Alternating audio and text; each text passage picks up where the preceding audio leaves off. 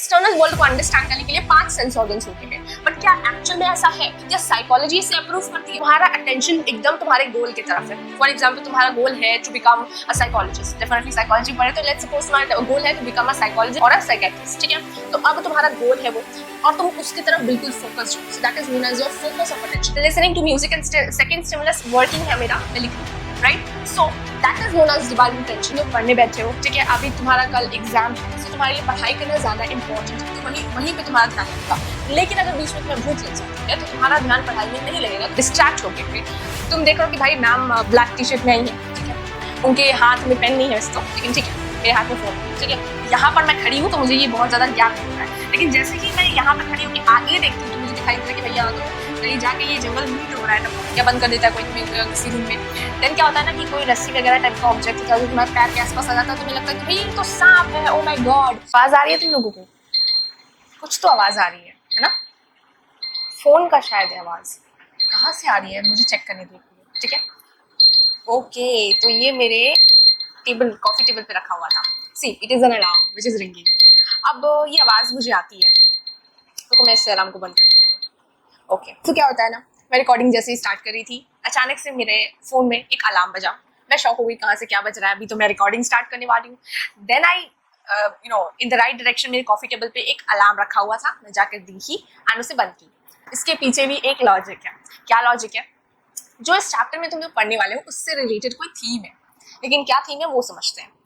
जैसे ही मुझे कोई आवाज सुनाई दी बीच में, जब मैं रिकॉर्डिंग स्टार्ट करने वाली थी, मैंने उस आवाज को अटेंशन पे किया एंड मैं उस आवाज को ढूंढने गई कि कहाँ से बज रहा है। ये मेरे इस डायरेक्शन से यानी कि लेफ्ट डायरेक्शन से बज रहा था, तो मैं लेफ्ट डायरेक्शन की ओर गई एंड मैंने देखा कि मेरे फोन में एक अलार्म बज रहा है, ठीक है? सो यहाँ पे मैंने अपने कानों के थ्रू सेंस किया एक आवाज को, मैंने उस डायरेक्शन को फॉलो किया, मतलब मैंने उस आवाज को अटेंशन पे किया एंड जब मैं जाके चेक करती हूँ तो मेरे फोन में एक अलार्म लगा हुआ था। That is known as perception. So sensory, attention and perception ही तुम इस चैप्टर के अंदर पढ़ने वाले हो। इन डिटेल में हम इन तीनों प्रोसेसेस को समझेंगे, ठीक है? So let's get started without wasting any time. जय हिंद everyone, this is Savi and आप सभी की ह्यूमैनिटीज मेंटोर। आज के इस वीडियो से हम लोग क्या करने वाले हैं, हम लोग क्लास 11 के चैप्टर नंबर 5 पे मूव कर रहे हैं एंड इस वीडियो के अंदर वन गो में हम लोग पूरे चैप्टर को करने वाले हैं कंप्लीट। ओके, सो हम लोग स्टार्ट करेंगे with sensory, attention and perception. सबसे पहले हम लोग इस चैप्टर की थीम को समझेंगे, देन हम लोग इंट्रोडक्शन पे जाएंगे कि इस चैप्टर में ऑल अबाउट है क्या, क्या क्या टॉपिक्स हम लोग पढ़ने वाले हैं and then we will move to one by one all the topics of the chapter, ठीक है? सो सबसे पहले हम लोग स्टार्ट करेंगे with the theme of the chapter. क्या है हमारे चैप्टर का थीम, या किस चीज के ऊपर हमारा जो चैप्टर है वो बेस्ड है? नाम है सेंसरी, अटेंशन एंड परसेप्शन। अब इसे समझते हैं एक एग्जाम्पल के थ्रू। ओके, एक एग्जाम्पल से समझते हैं। अलार्म तुम्हारे फोन का बज रहा है या रिंगटोन बजने लगा तुम्हारे फोन का, तुम लोग पढ़ाई कर रहे हो, वीडियो लेक्चर देख रहे हो डेफिनेटली, एंड तुम्हें उसका आवाज आता है। जैसे ही आवाज आता है तुम लोग ढूंढने चले जाते हो कि ये कहाँ से आवाज आ रही है। मे बी तुम्हें राइट डायरेक्शन से आवाज आ रही हो तो तुम लोग राइट की तरफ मूव करोगे एंड तुम लोग देखोगे फोन पड़ा हुआ है एंड फोन में से अलार्म बज रहा है, ठीक है? एंड जैसे ही तुम लोग अलार्म की तरफ मूव करते हो तुम लोग देखते हो कि इस टाइम का अलार्म सेट है हमेशा के लिए एंड वो बजता रहता है, राइट? सो यहाँ से हम लोग समझते क्या है, हम लोग यहाँ पे सेंसरी यानी कि हम लोग पहले आवाज को सुनते हैं सेंसोस के थ्रू। कौन से सेंस के थ्रू? डेफिनेटली ईयर्स के थ्रू हम अपने उस आवाज को सुन रहे होते हैं। देन हम लोग अटेंड करते हैं, जैसे हम अटेंशन पे करते हैं उस आवाज को, हम लोग को आता है कि अरे कुछ तो फोन का बज रहा है, शायद कोई कॉल कर रहा है या अलार्म बज रहा है। सो हम लोग वहाँ पे जाते हैं, उस डायरेक्शन की तरफ मूव करते हैं। देन परसेप्शन मतलब कि हम उस जगह पे जाते हैं, चेक करते हैं, अरे मेरा फोन का तो अलार्म बज रहा है। So that is your perception. तुम लोग अंडरस्टैंड करते हो कि आवाज किस जगह से या किस वजह से आ रही थी, राइट? सो इस एग्जाम्पल में हम लोग समझते क्या है, सेंसरी, अटेंशन एंड परसेप्शन, तीन डिफरेंट चीजों को एक एग्जाम्पल के अंदर। सो पूरा चैप्टर बेस्ड है इसी चीज के ऊपर कि कैसे इंसान सेंसर से डिफरेंट स्टिम्युली को अटेंड करते हैं एंड कैसे चीजों को मीनिंग ड्राइव करते हैं या मीनिंग प्रोवाइड करते हैं, ठीक है? नहीं समझ में आए तो कोई बात नहीं, बस इतना याद रखो एग्जाम्पल को, तब आगे चैप्टर जो है वो और अच्छे से क्लियर होगा। तो मूव करेंगे विद द इंट्रोडक्शन। इस चैप्टर में तुम लोग पढ़ने के वाले हो, थोड़ा मोड़ा क्लू तो तुम्हें पहले ही मिल गया होगा। हम लोग पढ़ने वाले हैं सेंसरी प्रोसेसेस के ऊपर। सेंसेस, हमें हमारे सेंसरी जो है वर्ड सुना सुना लग रहा है, फैमिलियर लग रहा है, राइट? देखो सेंसरी या सेंसरी का मतलब होता है हमारे सेंस ऑर्गन्स के से सेंस ऑर्गन से रिलेटेड है कुछ। ओके, इतना तुम लोगों को आइडिया होगा, मेरे समझदार बच्चों को आइडिया आ गया होगा कि ये कुछ सेंसेस से रिलेटेड है ये चैप्टर। डेफिनेटली सेंसेस से ही रिलेटेड है। अब तुम मुझे बताओ तुम लोगों के कितने सेंस ऑर्गन्स हैं, या टोटल ह्यूमंस के कितने सेंस ऑर्गन्स होते हैं, जो कि तुम लोग आई गेस 1 में ही पढ़ते आए हुए हो नर्सरी से। सो हमारे कितने सेंस ऑर्गन्स होते हैं? 5 sense organs, eyes, nose, ears, tongue and skin, right. So हमारे 5 सेंस ऑर्गन्स होते हैं। तो इसी सेंस ऑर्गन से रिलेटेड चीजें हम लोग पढ़ेंगे। उसके बाद हम लोग पढ़ेंगे अटेंशन क्या होता है। पहले हम लोग पढ़ेंगे सेंसेशन क्या होता है, सेंसरी मोटोर या सेंसरी मोडालिटीज क्या होती है। देन हम लोग पढ़ने वाले हैं कि सेंसेस कैसे काम करते हैं। देन हम लोग सेंसेस को अटेंड कैसे करते हैं, अटेंशन का प्रोसेस को समझेंगे। देन हम लोग परसेप्शन के प्रोसेस को समझेंगे, जिससे हमें पता चलेगा कि कैसे हम चीज़ों को मीनिंग देते हैं, ठीक है, by using our senses and attention की जो हमारी कैपेसिटी होती है या एबिलिटी होती है। So we will move to the whole introduction कि क्या है ये चैप्टर ऑल अबाउट। फर्स्ट हम लोग इंट्रोडक्शन डिस्कस करेंगे इस चैप्टर का, introduction of the chapter. Then knowing the world, हम लोग अपने वर्ल्ड को, आसपास के वर्ल्ड को कैसे समझते हैं वो हम लोग जानेंगे। The nature and varieties of stimulus, कितने सारे हमारे स्टिमुलस होते हैं एंड कैसे हम उसे अटेंड करते हैं। देन सेंसरी मोडालिटीज से रिलेटेड थोड़ा सा इंट्रोडक्शन देखेंगे। ये वाला जो पोर्शंस मैंने इधर कट किया हुआ है ये तुम्हारा रैशनलाइज पोर्शंस है, या रैशनलाइज भी नहीं, यूँ कहो कि कुछ ऐसे पोर्शंस है जो बहुत ज़्यादा इंपॉर्टेंट नहीं है एंड बहुत से स्पेशली सीबीएसई स्टूडेंट्स के ये वाले टॉपिक कटे हुए हैं।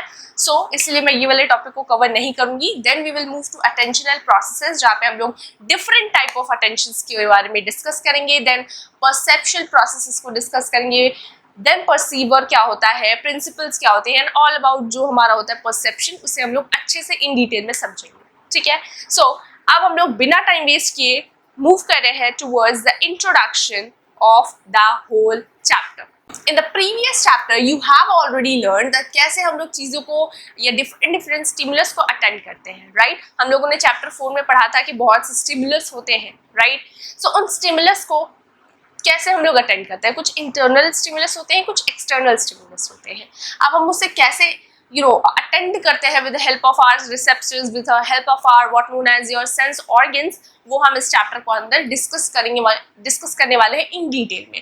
While some of these receptors are clearly observable, for example कुछ रिसेप्टर्स को तुम लोग देख भी सकते हो। फॉर एग्जाम्पल तुम लोग अपने आंखों को देख सकते हो, तुम्हारी नोज को देख सकते हो, तुम्हारे ईयर्स को देख सकते हो, तुम्हारे हैंड्स को देख सकते हो। तो these are your observable sensory receptors. Receptors या सेंस ऑर्गन्स दोनों जो है वो बिल्कुल सेम है। Sense organs and sensory receptors दोनों एक ही वर्ड्स है या दोनों सिमिलर है, okay. Introduce you, so this chapter will introduce you to various receptors. अब इस चैप्टर के अंदर तुम लोग 5 सेंस ऑर्गन्स को पढ़ के आए हुए हो, या रिसेप्टर्स को पढ़ के आए हुए हो, पचा के आए हो पूरा। इस चैप्टर के अंदर हम लोग पढ़ने वाले हैं कुछ न्यू अकॉर्डिंग टू साइकोलॉजी, कुछ न्यू और भी 2-3 जो होते हैं हमारे सेंस ऑर्गन्स, उसे हम लोग पढ़ने वाले हैं।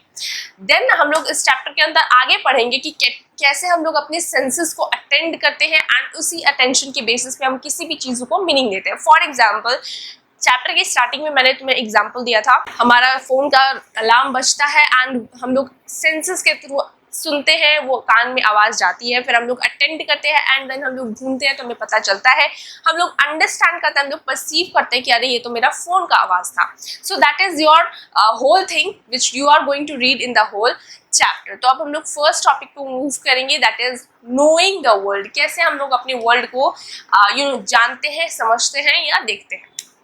देखो टीवी देखते हो तुम लोग, यूट्यूब चैनल पे तुम लोग वीडियोस देख रहे हो, लेक्चर्स देख रहे हो, तो ये कैसे देख पा रहे हो? आंखों के थ्रू, डेफिनेटली। सो वर्ल्ड को हम लोग कैसे देखते हैं? अपने आंखों के थ्रू, अपने ईयर्स के थ्रू। हम लोग तुम लोग सुन रहे हो मुझे, अपने फोन को कैसे टच कर पा रहे हो? बिना टच के तुम लोग अपने फोन को चला नहीं सकते हो। तो यहाँ पे 3 सेंस ऑर्गन्स यूज कर रहे हो तुम लोग, eyes, touch definitely, and your ears, as well as तुम लोग अपना नोज तो हमेशा यूज कर सकते हो। तो देखो एज अ होल ये टॉपिक बताना क्या चाह रहा है तुम्हें कि हम लोग अपने पूरे सेंस ऑर्गन्स को यूज करते हैं to know the whole world. हमें स्मेल्स आती है डिफरेंट चीज़ों की रिलेटेड टू, यानी कि फ्रेग्रेंस है तो हमें परफ्यूम्स है तो अब हमें स्मेल करना होता है, तो नोज का वहाँ पे इंपॉर्टेंस होता है। तो हमारे each and every feeling, knowing, understanding of the world जो है वो हमारा डिपेंडेंट होती है upon our what known as senses, sense organs, okay, या सेंसरी रिसेप्टर्स जो भी कहो। थोड़ा सा और डिस्कस करें इसके बारे में, तो हमारे जो पूरा का पूरा एज अ होल मैं कंक्लूड करूँ इस टॉपिक को, तो हमारा जो पूरा नॉलेज होता है अबाउट द वर्ल्ड की दुनिया में क्या हो रहा है, कैसे हो रहा है,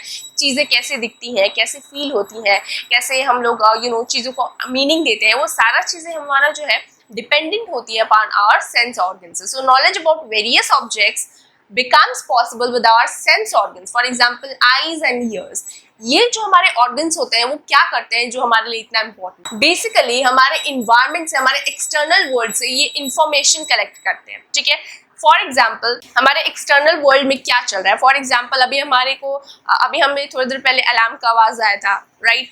अभी तुम लोग मेरी आवाज को सुन रहे हो, तो एक्सटर्नल वर्ल्ड की जो इन्फॉर्मेशन है वो तुम्हें कैसे मिल रही है, किसी भी चीज को तुम कैसे समझ पा रहे हो, सेंसेस के थ्रू. एंड ये सेंसेस के थ्रू क्यों? बिकॉज सेंसेस जो है वो बाहर से सारी इन्फॉर्मेशन ला के तुम्हारे दिमाग में पटकती है, तुम्हें देती है, एंड देन वहां पे तुम अटेंशन पे करते हो, देन उसे तुम अंडरस्टैंड करते हो. तो ये सारी चीजें तुम्हारे इस टॉपिक में एक्सप्लेन की हुई है.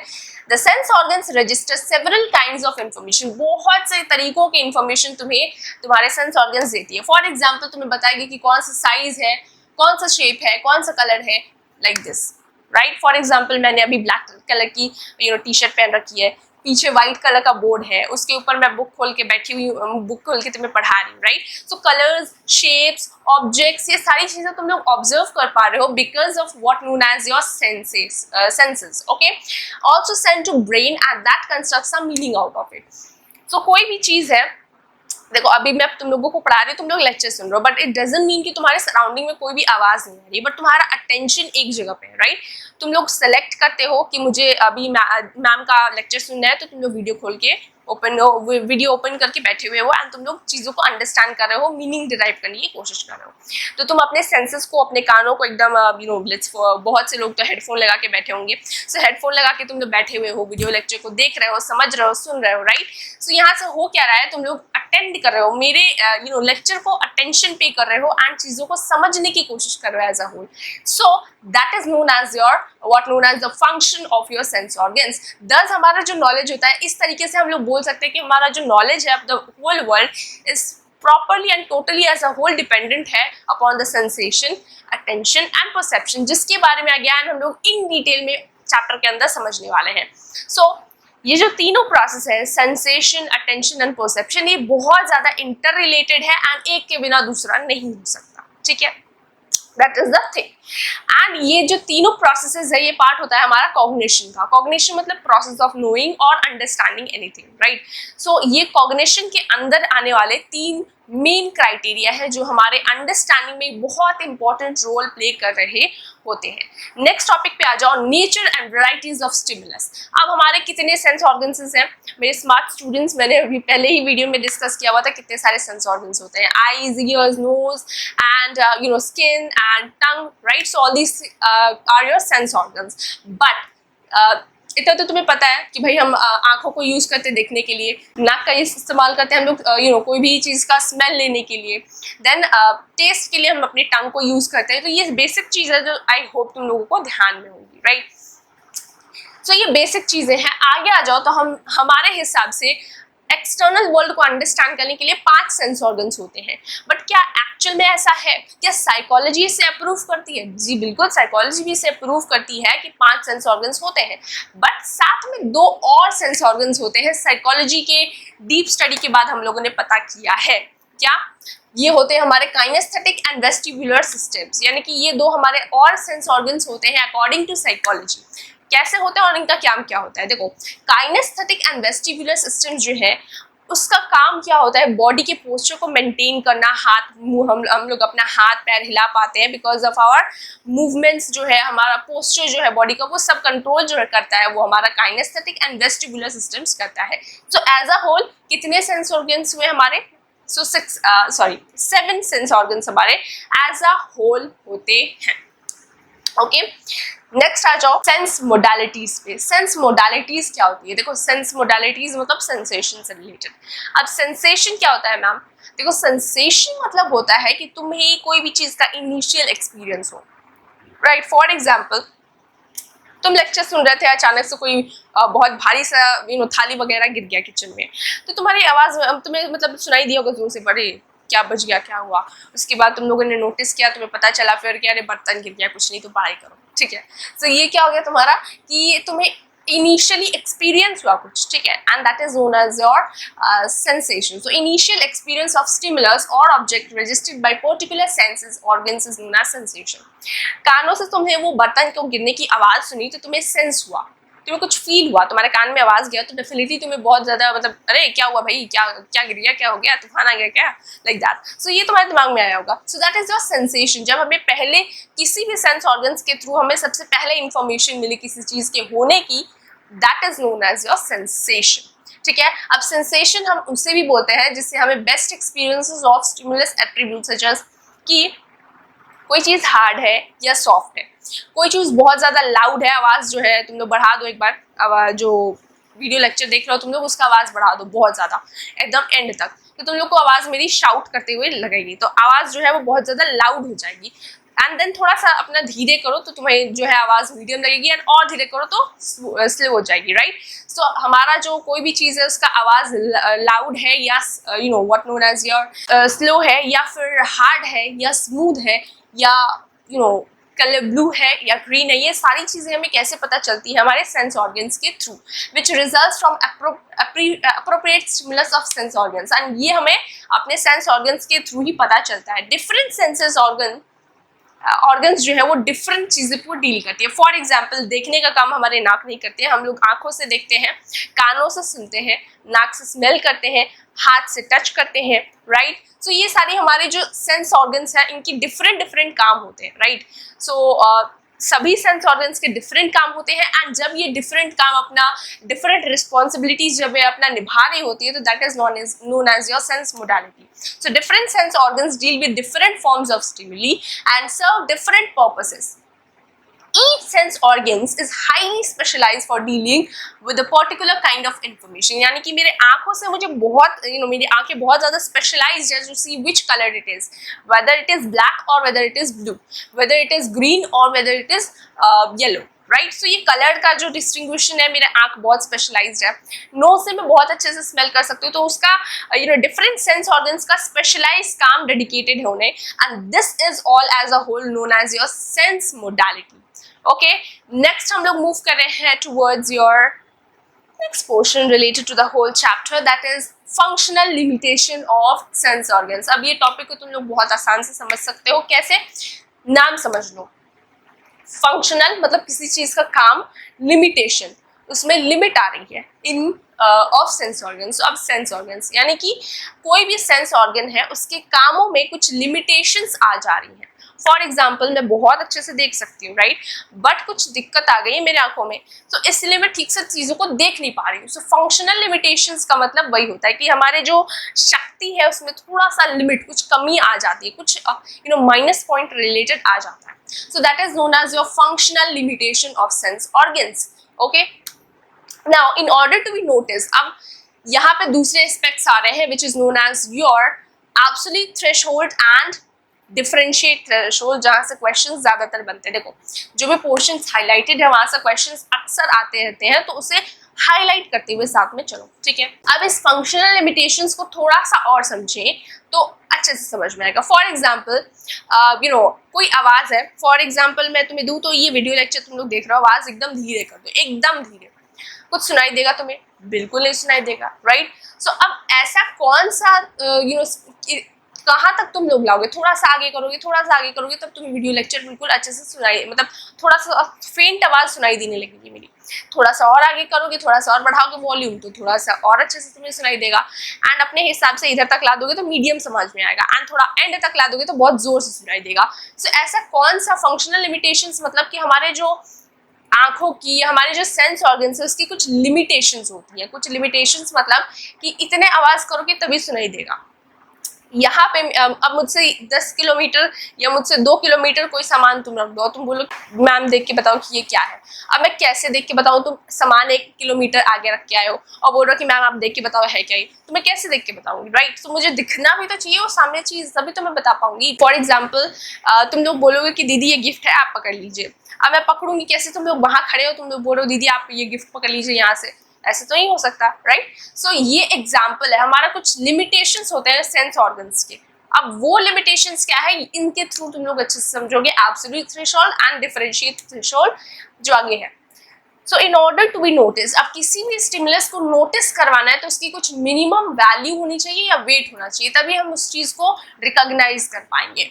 The minimum value of stimulus required to activate a given sensory system, कोई भी मिनिमम वैल्यू ऑफ स्टिमुलस जिससे हम किसी भी चीजों को समझ सके। स्टिमुलस क्या होता है, स्टिमुलस मतलब इंफॉर्मेशन जो हमारे सराउंडिंग से आ रही है। सो जो भी इंफॉर्मेशन हमारे सराउंडिंग से आ रही है उसका मिनिमम कुछ वैल्यू होना चाहिए, तभी हम उसे देख पाएंगे, सुन पाएंगे, स्मेल कर पाएंगे एंड टच कर पाएंगे। So that is known as your absolute threshold. अब इसका बेस्ट एग्जांपल कैसे दूंगी मैं, शुगर का एग्जांपल ले लो। अभी तुम लोग अगर एक्सपेरिमेंट ये वाला करना चाहो तो कर सकते हो, वीडियो को पूरा experiment soon low and video को पॉज करो एंड ट्राई मार लो, ठीक है। सो सबसे पहले तुम्हें करना क्या है, एक ग्लास लो, ठीक है, उसमें पानी भर लो थोड़ा एंड देन चीनी का डब्बा लेके साथ में बैठ जाओ। अब चीनी में एक चीनी का ग्रानुल जो है, एक टू चीनी तुम लोग डालो पानी के अंदर, अब घोल दो। ये नहीं भी घोलोगे, पी के देखो कुछ चेंज आया टेस्ट में, बिल्कुल नहीं। 2 डालो, 3 डालो, 4 डालो, 5 डालो, कुछ भी चेंज नहीं दिखेगा, कुछ भी टेस्ट में चेंज नहीं आएगा एक्चुअली। लेकिन जब तुम 1 चम्मच या 10-20 10-20 भी नहीं, 1 चम्मच तुम डालोगे या 100 ग्रैन्यूल्स डालोगे जब शुगर के, तब तुम्हें टेस्ट आने लगेगा कुछ मीठा पानी के अंदर, राइट। सो जिससे हम लोग एब्सोल्यूट थ्रेशोल्ड कहते हैं, मिनिमम वैल्यू जिससे हमें कोई भी चेंज या कोई भी स्टिमुलस हमें अपने इन्वायरमेंट से मिले, that is known as your absolute threshold. And differential threshold मतलब क्या होता है, यानी कि कैसे हम लोग डिफरेंशिएट कर पाते हैं अपने थ्रेशोल्ड्स में, अपने स्टिमुलस में। For example you can take the same example for it also. अब तुम लोगों ने 1 चम्मच डाल रखा है चीनी एंड तुम लोग को टेस्ट टेस्ट सिमिलर आया, अब आधा चम्मच और डाल दो, ठीक है, चीनी, ठीक है, एंड देन घोल वापस पी के देखो, टेस्ट तो फिर भी सेम आएगा। 1 चम्मच और डाल दो, फिर भी टेस्ट सेम आएगा। 2-4 चम्मच और डाल दो, अब टेस्ट में कुछ डिफरेंस होगा, राइट। पहले जितना डाले थे उसमें उसका टेस्ट ऐसा था एंड अभी टेस्ट में कुछ डिफरेंस आया हुआ है। So that is known as your differentiate threshold. किसी भी स्टिमुलस में डिफरेंस करने के लिए हमारा मिनिमम वैल्यू होना बहुत ज़्यादा जरूरी है and that is known as your differentiate threshold. In order to be notice, दो स्टिमुलस जो है उसके बीच में कुछ मिनिमम वैल्यू का डिफरेंस होना चाहिए, देन हम लोग डिफरेंशिएट कर पाते हैं and that is known as your difference threshold और difference limit, okay, that is DL। So as a whole I hope ये absolute threshold and differentiate threshold तुम्हें क्लियर हो गया होगा। अगर कहीं भी डाउट आता है तो तुम लोग एक बार और वीडियो को पूरा आगे से सुनो, तब तो क्लियर हो ही जाएगा। अगर नहीं होता है तो कमेंट सेक्शन में मुझे रीच करो। सो यहाँ से हो जाता है हमारा सेंसेशन का पूरा का पूरा टॉपिक कंप्लीट। अब हम लोग मूव करेंगे टुवर्ड्स अटेंशन। देखो नाम से ही पता चला है अटेंशन, यानी कि पूरा ध्यान दो, ध्यान से सुने, लाइक दैट। सो यहाँ पे अटेंशन क्या होता है उसे हम लोग समझेंगे। डेफिनेशन पे डायरेक्ट आ जाओ, वहां से हम लोग चीजों को और अच्छे से समझ सकते हैं। सो द प्रोसेस थ्रू विच, अब जिस प्रोसेस के थ्रू हम किसी भी एक स्टिमुलस पे, बहुत सारे स्टिमुलस है, हम किसी भी एक स्टिमुलस पे ध्यान दे रहे हैं तो उसे हम लोग कहेंगे अटेंशन। फॉर एग्जाम्पल तुम्हारे रूम में बहुत सी चीज़ें आ रही हैं, बहुत सारे आवाज़ें आ रहे हैं, बहुत सारी हरकतें हो रही है डेफिनेटली, कभी मम्मी आ रही है, कभी पापा आ रहे हैं, कभी वो हो रहा है, कभी ये हो रहा है, तुम्हारा भाई ये कर रहा है, तुम्हारी बहन ये कर रही है, राइट। तो कुछ ना कुछ होता जा रहा है, देन फिर भी तुम्हारा जो अटेंशन है वो मेरी तरफ है, तुम लोग पूरा ध्यान मेरे लेक्चर्स पे दे रहे हो, right. So that is known as your attention. That is known as your attention, जहाँ पे तुम्हारा ध्यान पूरी तरीके से किसी एक चीज़ पे। सो the process through which certain stimuli are selected from a group of others is generally referred to as attention। यानी कि ग्रुप में मतलब पूरे झुंड में चीजें तुम्हारे आसपास हो रही है, बहुत सारी चीजें तुम्हारे आसपास हो रही है, लेकिन तुम्हारा जो ध्यान है वो सिर्फ मेरे लेक्चर पे है। Very good. तो इसीलिए तुम्हारा जो है अटेंशन यहाँ पे माना जाएगा, तो इसे हम लोग कहेंगे अटेंशन, ठीक है।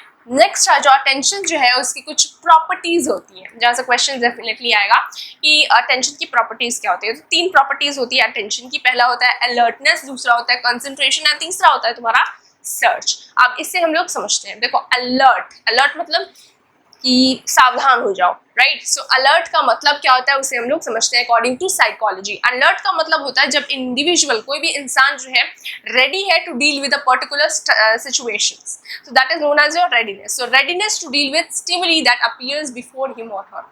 For example while participating in a race, जब भी तुम लोग देखोगे कि मूवीज में बहुत देखा होगा रेस हो रहा है, तो रेस से पहले क्या होता है ना, लोग होते हैं वो लोग रेडी होते हैं अपने ट्रैक पे एंड वेट कर रहे होते हैं कि जैसे ही सीटी बजे हमारे रेफरी अंकल का, वैसे ही हम लोग दौड़ना शुरू करें, right. So that is known as your example of alertness, जहाँ पे इंसान अलर्ट होता है for a particular to deal with a particular situation. Concentration का मतलब क्या होता है कि हम किसी चीज पर बहुत ज्यादा ध्यान लगा के रखे हुए हैं। फॉर एग्जाम्पल इधर देखो, कॉन्सेंट्रेशन का डेफिनेशन दिया हुआ है, फोकसिंग और of awareness on certain specific objects while excluding others for the movement।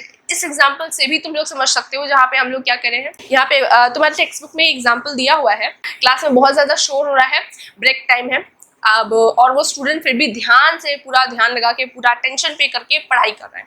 So that is your concentration. जब इतने सारे स्टिमुलस आसपास हैं, सब कूद रहे हैं, जानवरों की तरह कूद फान रहे हैं, उस टाइम पे भी वो आराम से पढ़ाई कर रहा है। So that is known as your concentration.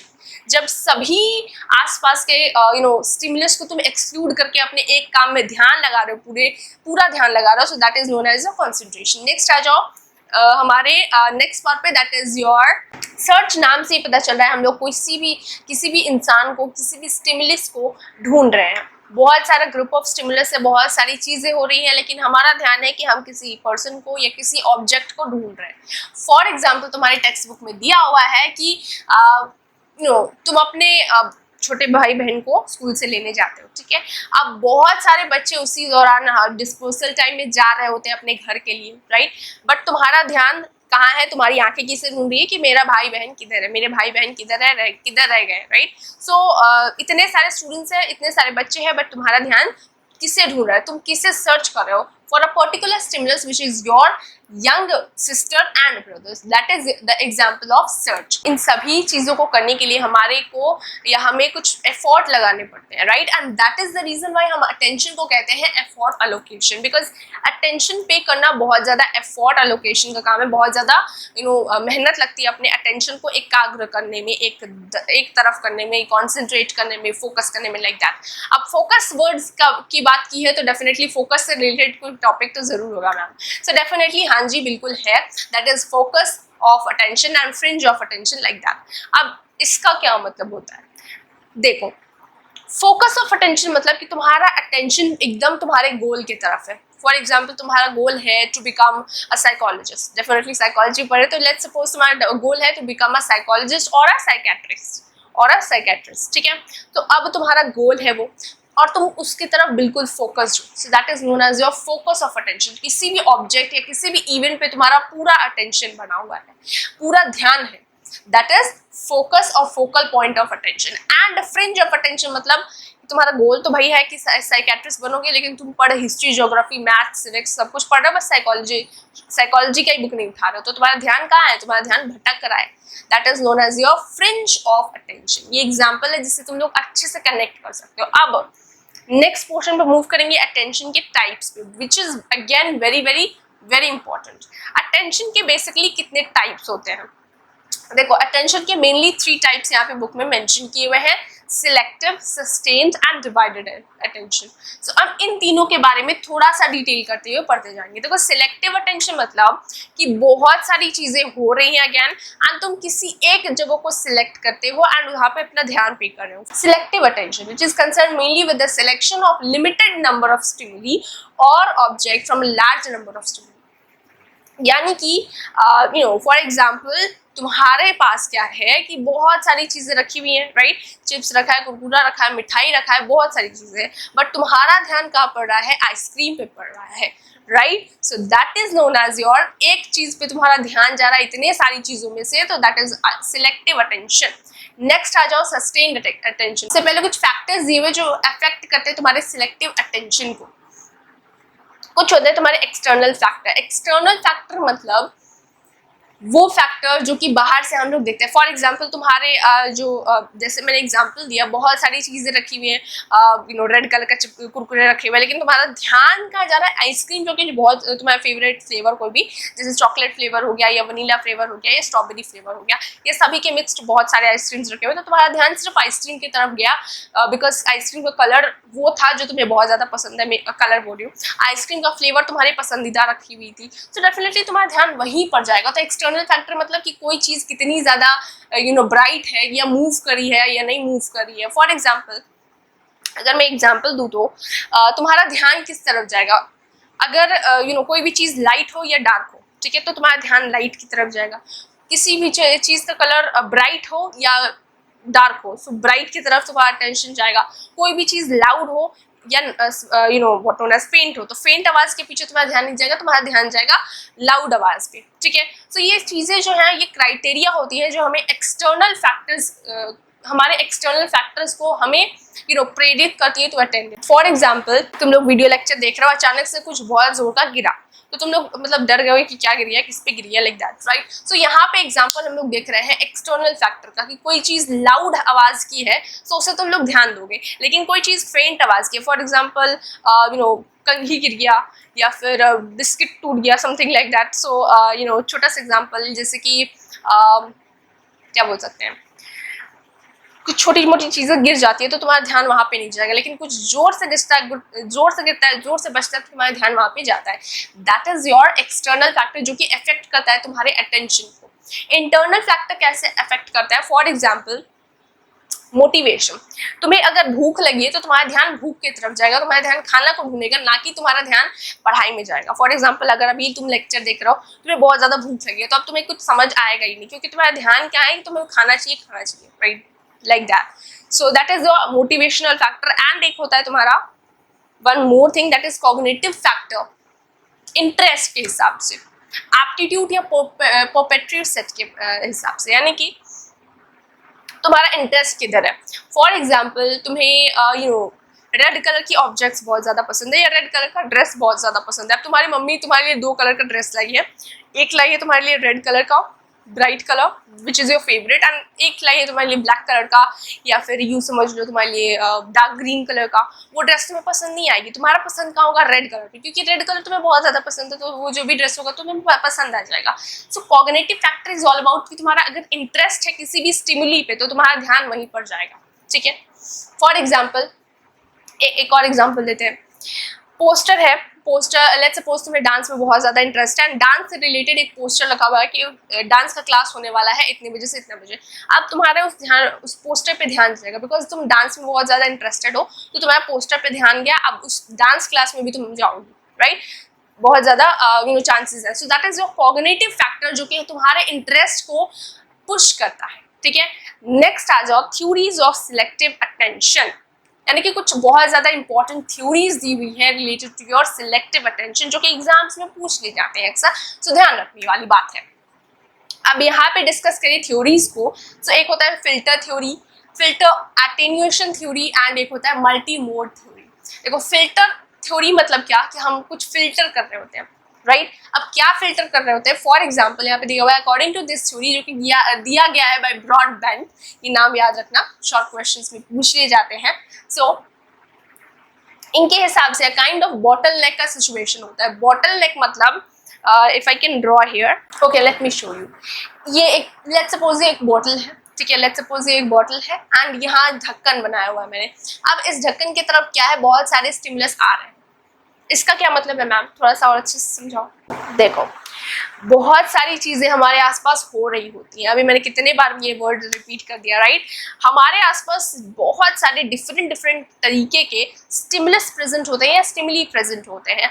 अब हमारे ऊपर है कि हम कौन से स्टिमुली पे ध्यान देते हैं, राइट। जिस पे भी हम लोग ध्यान देते हैं वही हमारे दिमाग में आता है एंड उसी के बारे में हम लोग सोच रहे होते हैं। फॉर एग्जाम्पल तुम लोग अभी बहुत ध्यान लगा के पढ़ाई कर रहे हो, तुम्हारे पापा तुम्हें बोल के कुछ गया, तुम्हें तो सुना ही नहीं दिया, तुम्हें तो ध्यान ही नहीं आया, मतलब फिर तुमसे पापा पूछते कि अरे तुम्हें बताया नहीं उस बारे में, तो तुम लोग पूछोगे अरे आप बताए थे कभी इस बारे में। सो एक कंफ्यूजन हो जाएगा कि मतलब जब हम अपना ध्यान किसी तरफ केंद्रित करते हैं तो हम हमारे आसपास जो भी हो रहा होता है वो हमें ध्यान नहीं रहता, हम सुनते ही नहीं है उस चीज को, राइट। सो उसी से रिलेटेड कुछ ये थ्योरी भी बात कर रही होती है।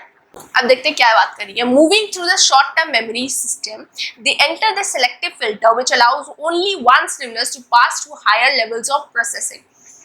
ब्रॉडबैंड के हिसाब से हमारे हमारा ये माइंड है, हमारा ब्रेन है ये, ठीक है, एंड डिफरेंट स्टिमुलीज जो है वो आ रही है हमारे ब्रेन की तरफ, लेकिन हम जिसको अटेंड करेंगे वही हमारे ब्रेन के अंदर जाएगा एंड उसी के ऊपर हमारी प्रोसेसिंग होगी एंड उसके ऊपर हमारा परसेप्शन, हमारा समझ, हमारी अंडरस्टैंडिंग फॉर्म होगी, ठीक है, ये यहाँ पे लिखा हुआ है, thus we become aware of only that stimulus which gets access through these selective filter।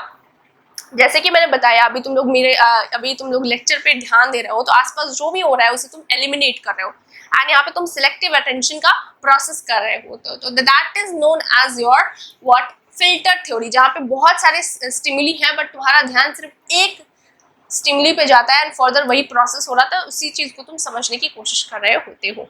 Next आ जाओ फिल्टर एटेन्यूएशन थ्योरी पे, जो कि अगेन डेवलप किया गया है ट्रीजमैन के द्वारा, एंड इसमें बताया क्या हुआ है, इसको थोड़ा सा देखो, ये फिल्टर एटेन्यूएशन थ्योरी दूसरा थ्योरी नहीं है, बट फिल्टर थ्योरी को ही थोड़ा सा मॉडिफाई किया हुआ है। इस थ्योरी के हिसाब से क्या होता है, this theory poses that stimuli not getting access to selective filter at a given moment of time are not completely blocked. The filter only attenuates, weakens their strength. Thus, some stimuli manage to escape from the selective filter to reach higher levels of processing. So, इसका क्या मतलब बताया जा रहा है according to Treisman? ये बता रही है कि हमारा ब्रेन है, ये डिफरेंट स्टिमुली आ रही होती है हमारे ब्रेन के अंदर, एंटर भी बहुत सारे स्टिमुली करते हैं, बट हम जिसका पावर बहुत ज़्यादा होता है, जैसे फॉर एग्जांपल अभी तुम लोग मेरा लेक्चर देख रहे हो, ठीक है, एंड लेक्चर तो देख रहे हो, लेकिन साथ में अगर बहुत ज़ोर से कुछ गिरने की आवाज़ आएगी तुम्हें, तो तुम्हारा ध्यान उस तरफ जाएगा, राइट। तो ये क्या हो गया, यहाँ पे हम लोग देख रहे हैं कि बहुत सारे स्टिमुलस अराउंड हमारे आसपास हैं, लेकिन उसकी आवाज़, उसकी स्पीड इतनी नहीं है कि वो हमारे दिमाग तक, हमारे तक रीच कर रहे हैं। That is the reason why हम उस चीज़ को अटेंड नहीं कर पा रहे हैं। So it is all because of the strength, it is all because of the strength of what known as your stimuli, ठीक है। नेक्स्ट क्या दिया हुआ है, it is indicated that personally relevant stimuli, one's name is collective dinner, can be noticed even at a very low level of sound. Such stimuli, even though fairly weak, may also generate response occasionally by slipping the selective filter. अब इसके अंदर भी कुछ बातें हैं, जैसे for example तुम अभी लेक्चर देख रहे हो, डेफिनेटली अचानक से कोई धीरे से, बहुत जोर से नहीं पर धीरे से तुम्हारा नाम बोलता है, अरे रिया, अरे प्रिया, सो तुम्हारा ध्यान जाएगा, क्यों, बिकॉज तुम्हारा नाम है डेफिनेटली। अब रिया प्रिया कोई दुनिया में बहुत सारे लोग हैं, लेकिन घर में तो तुम ही एक रिया प्रिया हो, ठीक है। सो तुम्हें जैसे तुम्हारे पेरेंट्स या कोई भी तुम्हें कॉल करेगा, तो डेफिनेटली धीरे से भी कॉल करेगा, तुम्हें सुनाई दे देगा, वाई, बिकॉज ये तुम्हारा नाम है, बेसिक थिंग है, राइट। सो ये भी एक हमारा देखा जाता है on the contrary of what known as your filter attenuation theory. Multi mode theory next आता है हमारा, जिसके अंदर, जो कि डेवलप अगेन किया गया है बाय जॉनस्टन एंड हील्स। अब इस थ्योरी के हिसाब से क्या बताया जा रहा है, दिस थ्योरी बिलीव्स कि अटेंशन जो है बहुत ज्यादा फ्लेक्सिबल सिस्टम है, जो कि अलाउ करता है selection of stimulus over others eight 3 stages. यानी कि जॉनस्टन एंड जो हमारे हिल्स हैं, उनके हिसाब से अटेंशन एक बहुत ज्यादा फ्लेक्सिबल प्रोसेस है, एंड इसमें 3 मेन मॉडल्स या 3 मेन स्टेजेस होते हैं एक्चुअल में। फॉर इंस्टेंस, पहला होता है हमारा सेंसरी रिप्रेजेंटेशन, हम पहले चीज़ों को देखते हैं, उसके बाद हम उसे नाम देते हैं, या फिर हम उसे सिमेंटिक रिप्रेजेंटेशन हम उसे नाम दे रहे होते हैं। Names of the objects are constructed at the stage 3 the sensory and semantic representations enter the consciousness. It also suggests that more processing requires more mental effort. When the messages are sent on the basis of stage 1 processing, early selection, less mental effort is required than when the selection is based on stage 3 processing, late selection. यानी कि इतना सारा मैंने पढ़ दिया, अब इसका क्या मतलब है मैम? देखो, इसका मतलब ये है कि जॉनस्टन एंड हिल्स बताते हैं कि हमारा जो व्हाट नोन एज अटेंशन का प्रोसेस है, वो 3 स्टेजेस के थ्रू होता है। पहला, कोई भी चीज़ है तो हम उसे देखते हैं, हम उसे एक विजुअल रिप्रेजेंटेशन दे रहे होते हैं, ठीक है। दूसरा, हम उसे कंस्ट्रक्ट कर रहे होते हैं, उसका नाम देते हैं, एंड तीसरा, हम उसे कॉन्शियसनेस में लाते हैं। अब इसे और अच्छे से समझते हैं। पहले किसी चीज को देखते हैं, फॉर एग्जाम्पल अब ये देखो, ये क्या लिखा हुआ है, तुम्हें पढ़ना है। विजुअल रिप्रेजेंटेशन के थ्रू तुम देखोगे, यहाँ पे लिखा है CAT। अब इस वर्ड को पढ़ते ही तुम्हारे दिमाग में आना चाहिए, अरे CAT मतलब होता है कैट। कैट मतलब कैट कैसे दिखती है, उसके 4 पैर होते हैं, राइट, उसके 1-2 ईयर्स होते हैं बड़े बड़े, राइट। सो अब इसका इमेज तुम्हारे दिमाग में आएगा, इसका इमेज किसका, कैट का। सो that is your semantic representation. And तीसरा, तुम उसे अवेयरनेस या कॉन्शियसनेस मिलाओगे और तुम बोलोगे, तुम्हारा अंडरस्टैंडिंग फॉर्म हो जाएगा कि हाँ मैम ने यहाँ पे CAT कैट लिखा है, कैट ऐसी दिखती है एंड कैट की ये फीचर्स है। सो इससे रिलेटेड इन्फॉर्मेशन तुम्हारे दिमाग में हिट करेगी, राइट। सो अटेंशन का प्रोसेस भी ऐसे होता है, पहले हम किसी चीज को विजुअल रिप्रेजेंटेशन देते हैं, देन हम उसे अपने मीनिंग देते हैं, उसे हम लोग कुछ ना कुछ चीजों से या उस ऑब्जेक्ट को कुछ ना कुछ नाम दे रहे होते हैं, एंड तीसरे प्रोसेस में हम लोग उसे अवेयरनेस में लाते हैं।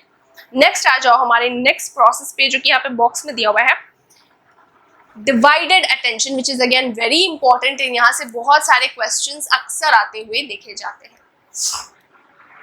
मैं पूरा बॉक्स तो नहीं पढ़ने वाली, बट एज अ होल मैं तुम्हें समझा दे रही हूँ, ठीक है, क्योंकि हम लोग के पास टाइम नहीं है पूरा चैप्टर हमें एक ही वीडियो में खत्म करना है। So let's understand in short what is divided attention. Divided attention मतलब नाम से पता चला किसी चीज का डिवीजन हो रहा है, मतलब कुछ डिवाइड कर रहे हैं हम लोग, ठीक है। मैथ्स का डिवीजन यहाँ पे नहीं कर रहे हैं, सेंसेशन से रिलेटेड कुछ डिवीजन है। फॉर एग्जाम्पल, मैं अभी म्यूजिक सुन रही हूँ, साथ में मैं अपना कुछ लिख भी रही हूँ। तो अब यहाँ पे क्या हो रहा है, मैं दो चीजों को एक साथ कर रही हूँ, ठीक है, दो स्टिमुलस को एक साथ अटेंड कर रही हूँ। First stimulus is listening to music and second stimulus working है मेरा, मैं लिख रही हूँ, right. So that is known as divided attention, जहाँ पे मैं अपने ध्यान को दो जगहों पे डिवाइड कर रही हूँ। मैं गाना सुन रही हूँ, लेट्स सपोज अपना फेवरेट, एंड या फिर मैं फोन पे बात कर रही हूँ, साथ में मैं ड्राइविंग कर रही हूँ। सो यहाँ पे दो चीजें कर रही हूँ मैं, एक साथ दो से तीन काम किए जा सकते हैं, and that is known as your divided attention, जहाँ पे अपने ध्यान को तुम लोग डिवाइड कर रहे हो दो तीन जगहों पे, ठीक है। सो ये है तुम्हारा डिवाइडेड अटेंशन।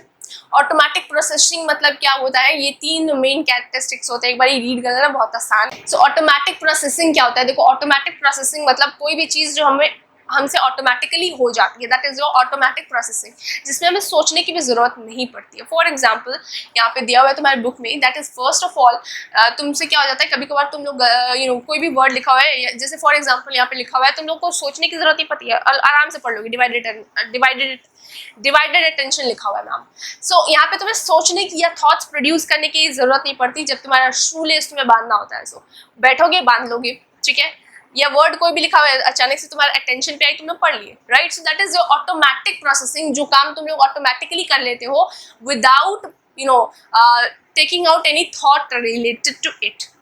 नेक्स्ट आ जाओ नेक्स्ट पार्ट पे, that is your sustained attention. उससे पहले स्पैन ऑफ अटेंशन को समझ लो, this is also very very important. Span of attention का मतलब क्या होता है, फ्रैक्शंस ऑफ सेकेंड्स के अंदर हम कितनी इंफॉर्मेशन निकाल सकते हैं किसी भी ऑब्जेक्ट से, किसी भी इवेंट से, किसी भी स्टिमुलस से, right. So the number of objects one can attend at a brief exposure is called span of attention. For example, accident हो जाता है, एक गाड़ी एक्सीडेंट करके जा रही होती है, ठीक है। अब जब गाड़ी एक्सीडेंट करके भाग रही होती है तो उसके पीछे एक नंबर नोट किया होता है। अब इस फ्रैक्शन ऑफ सेकंड, जैसे गाड़ी चली गई, एक्सीडेंट करके चली गई, तो इतने फ्रैक्शंस ऑफ सेकंड्स के अंदर हम लोग क्या नंबर नोटिस कर पाएंगे। अगर हम लोग नंबर को नोटिस कर पाते हैं, डेफिनेटली अगर तुम लोग थोड़ा सा ध्यान अपने केंद्रित करोगे तो अटेंशन को फोकस करके तुम लोग उस नंबर को लिख सकते हो या ध्यान में रख सकते हो, तो to some time, right? So that is a kind of example which you can relate with span of attention. एक और example दूँ, कितने ही टॉपिक्स मैंने अभी तक एक्सप्लेन किया है। अब fractions of seconds के अंदर तुम कितने इंफॉर्मेशन मुझसे ले रहे हो, that is known as your span of attention. And इससे रिलेटेड बात हमारे मिलर ने पुट की है कि हमारा एज अ ह्यूमंस हमारी कैपेसिटी क्या है, 7 + -2, ओके, जहाँ पे इन्होंने ये बताया ये मैजिक नंबर है, एंड 5 to 7 जो है ये ऐसी चीज़ें होती हैं जहाँ पे हम लोग अटेंशन पे कर सकते हैं। फॉर एग्जाम्पल 4 से 7 नंबर्स, हम उस 4 से 7 के बीच नंबर्स को हम लोग अटेंड कर सकते हैं। For example 2 4 7 8 1, repeat after me, 2 4 8 7 1, right. So ये जो नंबर था इसे रिपीट करना ज़्यादा मुश्किल नहीं था, लेकिन अगर मैं कोई बड़ा नंबर दूँ, लाइक फॉर एग्जाम्पल मैं दे सकती हूँ 194719502007, राइट। अब ये नंबर थोड़ा सा बड़ा हो गया, थोड़ा सा लेंदी हो गया, for you to recall it again. So इंसान की कैपेसिटी होती है टू लर्न टू अंडरस्टैंड कि फ्रैक्शन ऑफ सेकंड्स में वो कितनी इंफॉर्मेशन ले सकता है। सो फ्रैक्शंस ऑफ सेकंड्स, जैसे ही मैंने अभी थोड़ी देर पहले नंबर्स बताए थे 2, राइट, एंड इस नंबर को तुम लोग कितने अच्छे से याद कर रखे और वापस से रिकॉल भी किया, so that will show you कि तुम्हारी मेमोरी पावर कितनी ज़्यादा अच्छी है। मैजिक नंबर जो है 5 to 7, इसके हिसाब से इंसान की कैपेसिटी होती है 5 to 9 चीजें हम लोग याद कर सकते हैं। 5 to 9 नंबर्स हम लोग एक टाइम में फ्रैक्शंस ऑफ सेकेंड्स के अंदर याद कर सकते हैं।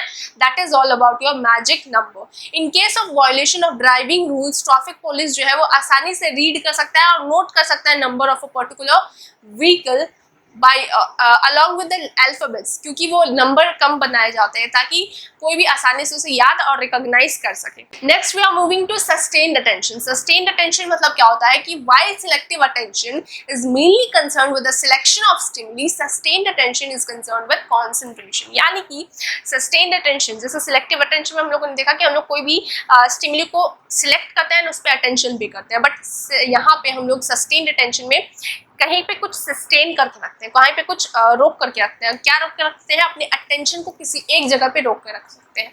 That is your sustained attention. इसके बारे में फर्दर लिखा हुआ है all these things कि कैसे हमारे जो refers to ability to maintain attention on an object or even for long durations. So sustained attention का जो capacity है उसमें हम लोग देखते क्या है कि हम लोग अपना attention को कितने देर तक किसी एक चीज में रख सकते हैं। फॉर एग्जाम्पल तुम लोग को पढ़ाई करना है, तुम्हारा कल एग्जाम है, तो अब तुम्हारा अटेंशन पूरी तरीके से, तुम्हारा ध्यान, पूरा कॉन्सेंट्रेशन तुम्हारा पढ़ाई में होगा। So that is your sustained attention, right. It is also known as vigilance. इसे हम लोग विजिलेंस के नाम से भी जानते हैं। कुछ लोग जो है वो कॉन्सेंट्रेट कर पाते हैं किसी एक काम में बहुत घंटों तक, मतलब जैसे फॉर एग्जांपल दिया हुआ है एयर ट्रैफिक कंट्रोलर्स जो हैं वो घंटों तक अपना टाइम बिताते हैं upon reading the what known as your radar. Okay, so that is a good example to make you understand about sustained attention. They have to constantly, इन्हें क्या करना पड़ता है, जो भी हमारे एयर ट्रैफिक कंट्रोलर्स हैं उन्हें कंटिन्यूसली फोकस करना होता है अपना ध्यान टुवर्ड्स द स्क्रीन, कोई सिग्नल आ रहा है या नहीं। So ये तुम्हारा एग्जाम्पल है जहाँ से तुम लोग अच्छे से समझ सकते हो कि अटेंशन को किसी एक जगह पे घेर करके रखना, डेफिनेटली इसमें मेहनत तो लगती है, लेकिन अटेंशन को एक जगह पे बहुत घंटों तक लगा के रखना is all about your sustained attention. अब यहाँ पे कुछ फैक्टर्स हैं जो हमारे सस्टेन्ड अटेंशन को इन्फ्लुएंस करते हैं, जैसे हमारी सेंसरी मोडालिटी क्या है, हमारी क्लैरिटी कैसी है, स्टिमुली जो आ रही है वो क्लियर है या नहीं, temporal uncertainty and spatial uncertainty. Sensory modality मतलब कि हमारा जो इंफॉर्मेशन आ रहा है superior when the stimuli called signals are auditory than when they are visual. So sensory, जो हमारे senses है वो information को collect कर पाए सही से या नहीं, that is all known as your sensory modality. अभी हम लोग पढ़ के आए हैं कि आवाज़ को इतना तो होना चाहिए कि हम लोग इसे सुन पाएं, एंड सुनने से अच्छा है कि हम लोग कोई चीज़ को देख पाए तो उससे हम लोग और अच्छे से समझ सकते हैं। परफॉर्मेंस और अच्छी से हो सकती है जब हम किसी चीज़ को सुनने के बजाय देखें तो, राइट।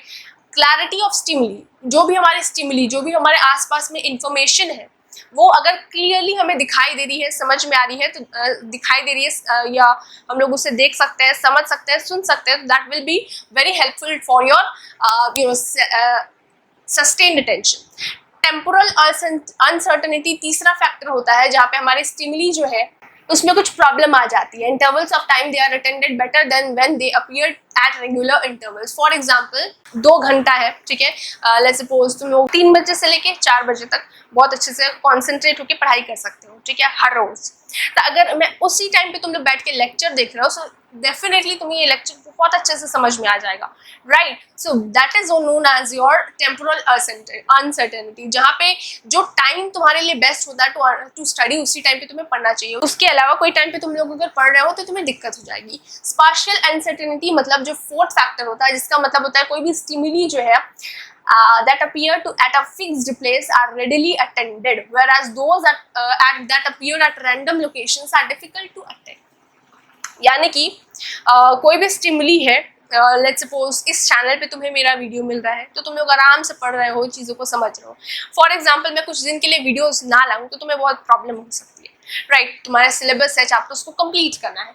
सो स्पाशियल अनसर्टेनिटी मतलब कि मैं 2 दिन वीडियो डालूं, फिर 1 साल बाद आके वापस 2 वीडियो डालूं। So that is your spatial uncertainty, जहाँ पे तुम्हें डिफिकल्टी फेस करने को मिलेगी। सो ये तुम्हारे फैक्टर्स है 4 के 4 जो अफेक्ट करते हैं बहुत greatly to what known as your sustained attention, ठीक है। Okay, very good. ओके, सो हम लोग मूव करने वाले हैं अब ADHD पे, यानी कि attention deficient hyperactivity disorder. लेकिन उससे पहले एक बहुत इंपॉर्टेंट बात, कुछ लोगों को कंफ्यूजन हो गया होगा कि मैम ये तो चैप्टर नंबर 5 नहीं 4 है हमारी बुक में। देखो रैशनलाइज हुआ है सिलेबस, यानी कि बुक चेंज हुआ है ईयर के हिसाब से, ठीक है। पहले कोविड के बाद से हमारे पास एक नया वर्जन था जिसमें ये चैप्टर था, लेकिन कुछ पोर्शंस डिलीट हो गए थे। अब ये एक न्यू बुक है जो तुम लोग यूज कर रहे हो, मे बी उसमें चैप्टर नंबर 4 हमारा सेंसरी अटेंशन एंड परसेप्शन हो, ठीक है। सो इसमें प्रॉब्लम की कोई बात नहीं है, टेंशन लेने की कोई बात नहीं है। हम लोग चैप्टर पे मूव करेंगे। You have to understand the whole concept and that is the main thing of the whole video. तो अब हम लोग मूव करेंगे एंड अंडरस्टैंड करेंगे attention deficit hyperactivity disorder क्या होता है। देखो अटेंशन डेफिशिएट मतलब कहीं हमारे अटेंशन में कुछ प्रॉब्लम आ जा रही है, ठीक है, यानी कि कहीं हम अपना ध्यान नहीं लगा पा रहे हैं। हाइपर एक्टिविटी, और इसकी वजह से हम बहुत ज्यादा हाइपर हो जाते हैं और एक्टिविटीज करने लग जाते हैं and that is a disorder. So इसका एक छोटा सा एग्जांपल मैं तुम्हें दूंगी जिससे तुम लोग बहुत ज्यादा रिलेट कर सकते हो। फॉर एग्जांपल तुम्हारा यूनिट टेस्ट का पेपर चल रहा है, तुम अपने एग्जाम में आंसर याद करने की कोशिश कर रहे हो, बट तुम्हें आंसर के बजाय रील्स याद आ रहे हैं जो तुम लोगों ने कल देखे थे, ठीक है। तुम्हें रील्स याद आ रहे हैं, तुम्हें सॉन्ग याद आ रहे हैं, बट तुम्हें आंसर ही याद नहीं आ रहा है and that is the problem which you are facing. So यहाँ पे कौन सा प्रॉब्लम है, साइकोलॉजिकल वे में हम देखें तो यहाँ पे तुम अटेंशन पे नहीं कर पा रहे हो अपने यूनिट टेस्ट पे, अपने टेस्ट चल रहा है उस पर, एग्जामिनेशंस पे अपना अटेंशन पे नहीं कर पा रहे हो। साथ ही में यहाँ पे तुम्हें हाइपर एक्टिविटी, अब अटेंशन नहीं पे कर पा रहे हो, आंसर नहीं याद आ रहा है, तो तुम बहुत ज्यादा हाइपर हो जा रहे हो, बहुत ज्यादा टेंशन ले जा रहे हो। So that is a kind of thing which related thing which we are going to read in this topic. Okay, so attention deficient hyperactivity disorder जो है वो जनरली छोटे बच्चों में देखा जाता है, ओके। एंड छोटे बच्चे या बॉयज एंड गर्ल्स दोनों में ही देखा जाता है एंड ये एक ऐसा प्रॉब्लम है जो जिसमें हम लोग देखते हैं कि छोटे बच्चे जो है वो किसी भी जगह पे अपना ध्यान केंद्रित नहीं कर पाते, यानी कि अटेंशन अपना नहीं दे पाते किसी भी काम में एंड बहुत ज़्यादा हाइपर कूदने फाड़ने लग जाते हैं, शांति से बैठ के पढ़ाई नहीं करते हैं या शांति से बैठ के कोई भी काम नहीं करते। That is known as attention deficient hyperactivity disorder. अब इसमें हम लोग देखते हैं बहुत ज़्यादा डिस्ट्रैक्शन होता है बच्चों को, साथ ही में उनका रिलेशंस अपने फ्रेंड्स के साथ अच्छा नहीं होता है, अपनी फैमिली के साथ भी रिलेशंस बहुत ज़्यादा गड़बड़ा जाते हैं इस रीज़न की वजह से। सो अब तुम्हारा सवाल ज़रूर ये होना चाहिए कि मैम अगर किसी भी बच्चे को ये प्रॉब्लम है तो हम इसे क्योर कैसे कर सकते हैं। सो डेफिनेटली अगर तुम्हें इसे क्योर करना है, फॉर एग्जाम्पल तुम लोगों ने देखा होगा वो मूवी का नाम था, if I am not wrong it was तारे ज़मीन पे, जिसमें हम लोगों ने देखा था ईशान अवस्थी था जो लड़का, उससे डिसलेक्सिया हुआ था, राइट। तो उसे हॉस्टल में भेज दिया, राइट। जो पेरेंट्स के साथ उसके रिलेशंस अच्छे नहीं थे, है ना, उसके पिता के उसके साथ रिलेशंस अच्छे नहीं, उसके भाई के साथ तो रिलेशंस भी ठीक थे, बट रिलेशंस में प्रॉब्लम हो जाती है, फ्रेंड्स के साथ भी अच्छे से रिलेशंस नहीं हम लोग रख पाते हैं, ठीक है। सो ये एक प्रॉब्लम है जिसमें बहुत ज़्यादा अटेंशन की ज़रूरत होती है, पेरेंट्स की अटेंशन, फैमिली की अटेंशन, टीचर्स की अटेंशन, राइट। सो इसमें भी सेम वही चीज़ें हैं, जिस भी बच्चे को ये ADHD का प्रॉब्लम होता है उसे स्पेशल अटेंशन की ज़रूरत होती है फैमिली से, टीचर से एंड पीयर्स ग्रुप से। ये हमारा मेन थिंग है। उसके बाद कुछ इलाज करने की, कुछ क्योर भी फाइंड करने की हम लोगों ने कोशिश की, बट बेस्ट क्योर है कि तुम अपना अवेयरनेस प्रोग्राम चलाओ, यानी कि कुछ साइकोलॉजिस्ट ने अवेयरनेस प्रोग्राम किया, काउंसलिंग्स वगैरह करना, ये सारी चीज़ें जो है वो इस प्रॉब्लम को क्योर करने में बहुत ज़्यादा हेल्पफुल साबित हुई है अब तक, ठीक है। तो ये है तुम्हारा ADHD का कॉन्सेप्ट। अब हम लोग मूव करेंगे towards what known as perception. अब परसेप्शन क्या होता है उसे हम लोग समझेंगे, या परसेप्चुअल प्रोसेसेस क्या होता है वो हम लोग यहाँ पे समझेंगे।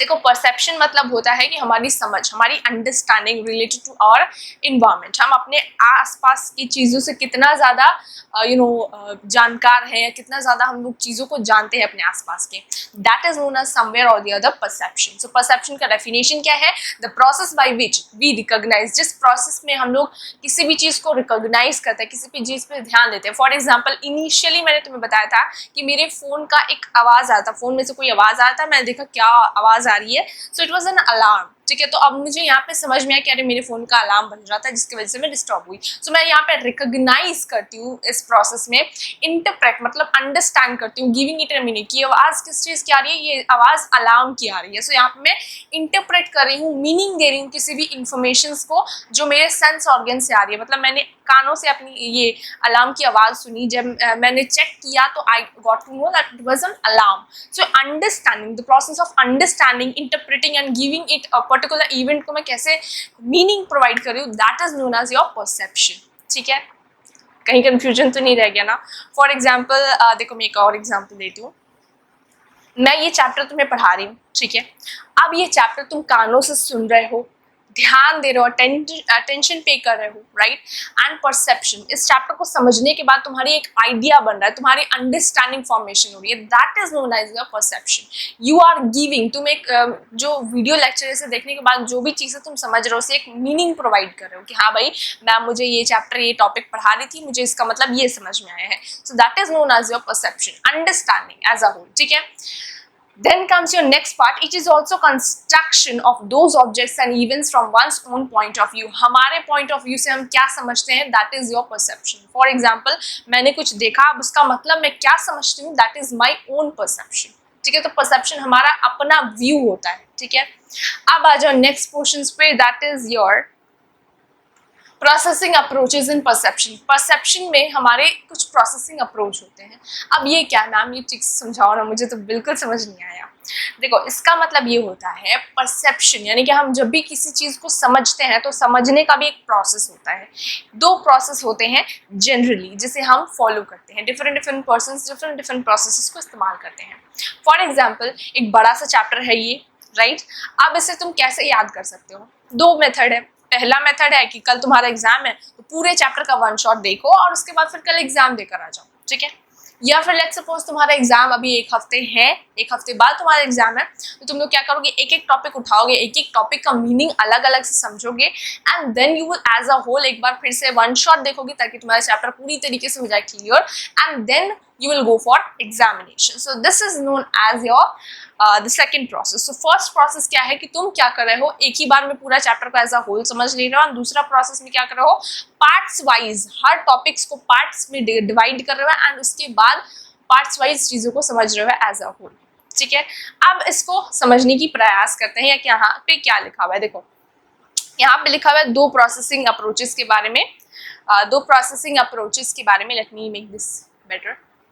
या दो प्रोसेसेस के बारे में यहाँ पे मेंशन है, एक है बॉटम अप प्रोसेस एंड एक है top down process. Bottom up process में क्या हो रहा है कि हम पार्ट से एज अ होल चीज़ों को समझ रहे हैं, यानी कि पूरा का पूरा चैप्टर मैंने टॉपिक वाइज डिवाइड कर दिया है। अब हर टॉपिक को मैं समझूंगी fragment wise, and then I will understand the whole chapter. That is known as bottom up process. ये तुम लोग नोट डाउन कर सकते हो। And second is your top down process, जिसमें हम लोग क्या कर रहे हैं कि पूरा का पूरा चैप्टर को एक ही बार में देख ले रहे हैं, सभी चीज़ों को, यानी कि पूरा का पूरा चैप्टर का वन शॉट देख के समझ ले रहा है कि ऊपर ऊपर चैप्टर क्या है, एंड देन सो पार्ट्स, इसका जो फुल है मतलब होल है, and we are seeing the part of it, and that is known as your top down process. अब इसका एक और छोटा सा एग्जाम्पल देते हैं, ठीक है? हम कुछ भी देखते हैं, फॉर एग्जाम्पल कुछ ऑब्जेक्ट्स होते हैं जिसके हम पार्ट्स भी देखते हैं, and then we are recognise it, right? For example we are recognising, let's suppose मैं डॉग बोलती हूँ, तो डॉग को तुम कैसे देखते हो? उसके आँख अलग है, नाक अलग है, ऐसे तो तुम देखते नहीं हो। डॉग को एज अ होल तुम डॉग ही देखते हो। सो this is your top down process, जहाँ पे तुम होल टू पार्ट करते हो, यानी कि पूरे डॉग को तुम एक बार में इमेजिन करते हो, एंड देन इसके पार्ट्स को रिकॉग्नाइज करते हो कि हाँ भाई, ये डॉग का नाक है, ये उसके कान है, लाइक दैट, ठीक है? एंड एक और एग्जाम्पल जिससे हम बॉटम अप प्रोसेस को समझ पाए, तो let's suppose you have a furniture, okay? Furniture का तुम क्या देखोगे? सबसे पहले उसके पार्ट्स को रिकॉग्नाइज करोगे, राइट? कि उसके किस टाइप का वो दिख रहा है। जैसे वो दिखेगा उसके हिसाब से तुम बोलोगे कि हाँ भाई, ये फर्नीचर टेबल है या कुर्सी है या मेज है या क्या है। लेट्स सपोज तुम्हें नहीं पता कि इससे तुम क्या बोलो, कुर्सी बोलो, टेबल बोलो, क्या? क्योंकि कुर्सी की तरह भी उसे इस्तेमाल कर सकते हैं, टेबल की तरह भी उसे इस्तेमाल कर सकते हो। तो हियर यू आर कंफ्यूज, तो तुम उसके पार्ट्स को रिकॉग्नाइज करोगे कि ये कौन से काम में बेहतर है। फॉर एग्जाम्पल, ये चेयर का काम अच्छा कर लेता है, यानी कि इस पर हम लोग आराम से बैठ कर अपने काम को अच्छे से कर सकते हैं। So let's say it as a chair. So that is known as part से एज अ होल हम देखते हैं, यानी कि पहले हम उसके पार्ट्स को रिकॉग्नाइज करेंगे, देन हम उसके होल को रिकॉग्नाइज करेंगे। So that is known as your bottom up process. So bottom up मतलब नीचे से ऊपर देखना, एंड टॉप डाउन मतलब ऊपर से नीचे देखना, लाइक दिस, ठीक है? इसे तुम नोट डाउन करोगे, so will understand the process nicely. अब परसीवर के बारे में बात करें। परसीवर मतलब कौन नाम? परसीवर मतलब हम। परसेप्शन हमारा है तो परसीवर यानी कि परसेप्शन अगर हमारा है तो परसीवर भी हम ही होते हैं। तो परसीवर के बारे में यहाँ पे क्या बताया हुआ है कि परसेप्शन, फॉर एग्जाम्पल अभी तुम लोग पढ़ने बैठे हो, ठीक है, अभी तुम्हारा कल एग्जाम है, सो तुम्हारे लिए पढ़ाई करना ज़्यादा इंपॉर्टेंट है, तो वहीं पे तुम्हारा ध्यान लगेगा। लेकिन अगर बीच में तुम्हें भूख लग जाती है तो तुम्हारा ध्यान पढ़ाई में नहीं लगेगा, तुम डिस्ट्रैक्ट होगे इन योर स्टडीज, राइट। तुम लोग डिस्ट्रैक्ट हो जाओगे अपनी पढ़ाई में एंड तुम्हें चाहिए होगा सिर्फ खाना। सो तुम्हारा मोटिवेशन क्या होगा, तुम्हारी ज़रूरत क्या होगी, जब तुम्हें भूख लगेगी तुम्हें खाने की ज़रूरत होगी, ना कि पढ़ाई की। सो उस टाइम तुम फोकस नहीं कर पाओगे। तो अगर भूख लगी है तो जाके खाना खा के आ जाओ, ठीक है। ओके, नेक्स्ट आ जाओ नेक्स्ट प्रोसेस पे, that is known as your here expectations और perceptual set। expectations मतलब क्या मैम, हम लोगों के जीवन में हमें बहुत सारी एक्सपेक्टेशंस होती हैं, लेकिन उससे भी पहले बेसिक जो हमारी एक्सपेक्टेशंस है। फॉर एग्जांपल कि अभी 5 बजा है सुबह के, तो सुबह के 5 बजे न्यूज़पेपर वाला आएगा, ठीक है।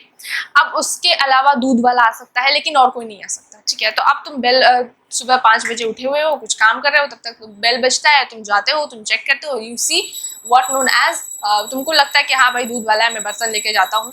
दूध तो दरवाजा खोला, तुमने बर्तन दिया, तो तुम देख रहे हो कि तुम्हारा फ्रेंड आ गया है, सामने खड़ा हुआ है, राइट। तो वहां पे तुमने एक्सपेक्ट नहीं किया था कि तुम्हारा फ्रेंड आएगा इन प्लेस ऑफ दूध वाला, right. So this is your expectations and that is known as your perceptual sets as well. So ठीक है, ये यहाँ पे हमारी बात लिखी हुई है कि भाई हम जो एक्सपेक्ट करते हैं हम उसे ही ढूंढ रहे होते हैं। फॉर एग्जाम्पल अगर मुझे भूख लगी है तो मैं आसपास खाना ढूंढने की कोशिश करूंगी, मैं एक्सपेक्ट करूंगी कि मुझे जल्दी से जल्दी खाना मिल जाए। So expectations is what known as your and perception, हमारी सोच, हम किसी भी चीज को मीनिंग तभी देते हैं जब हमारा इंटरेस्ट हो। So that is mention here cognitive style. वैसे तो इंटरेस्ट की बात भी यहाँ पे मेंशन की हुई है कि हमारा जहाँ इंटरेस्ट होता है हम उसी चीज पे ध्यान देते हैं।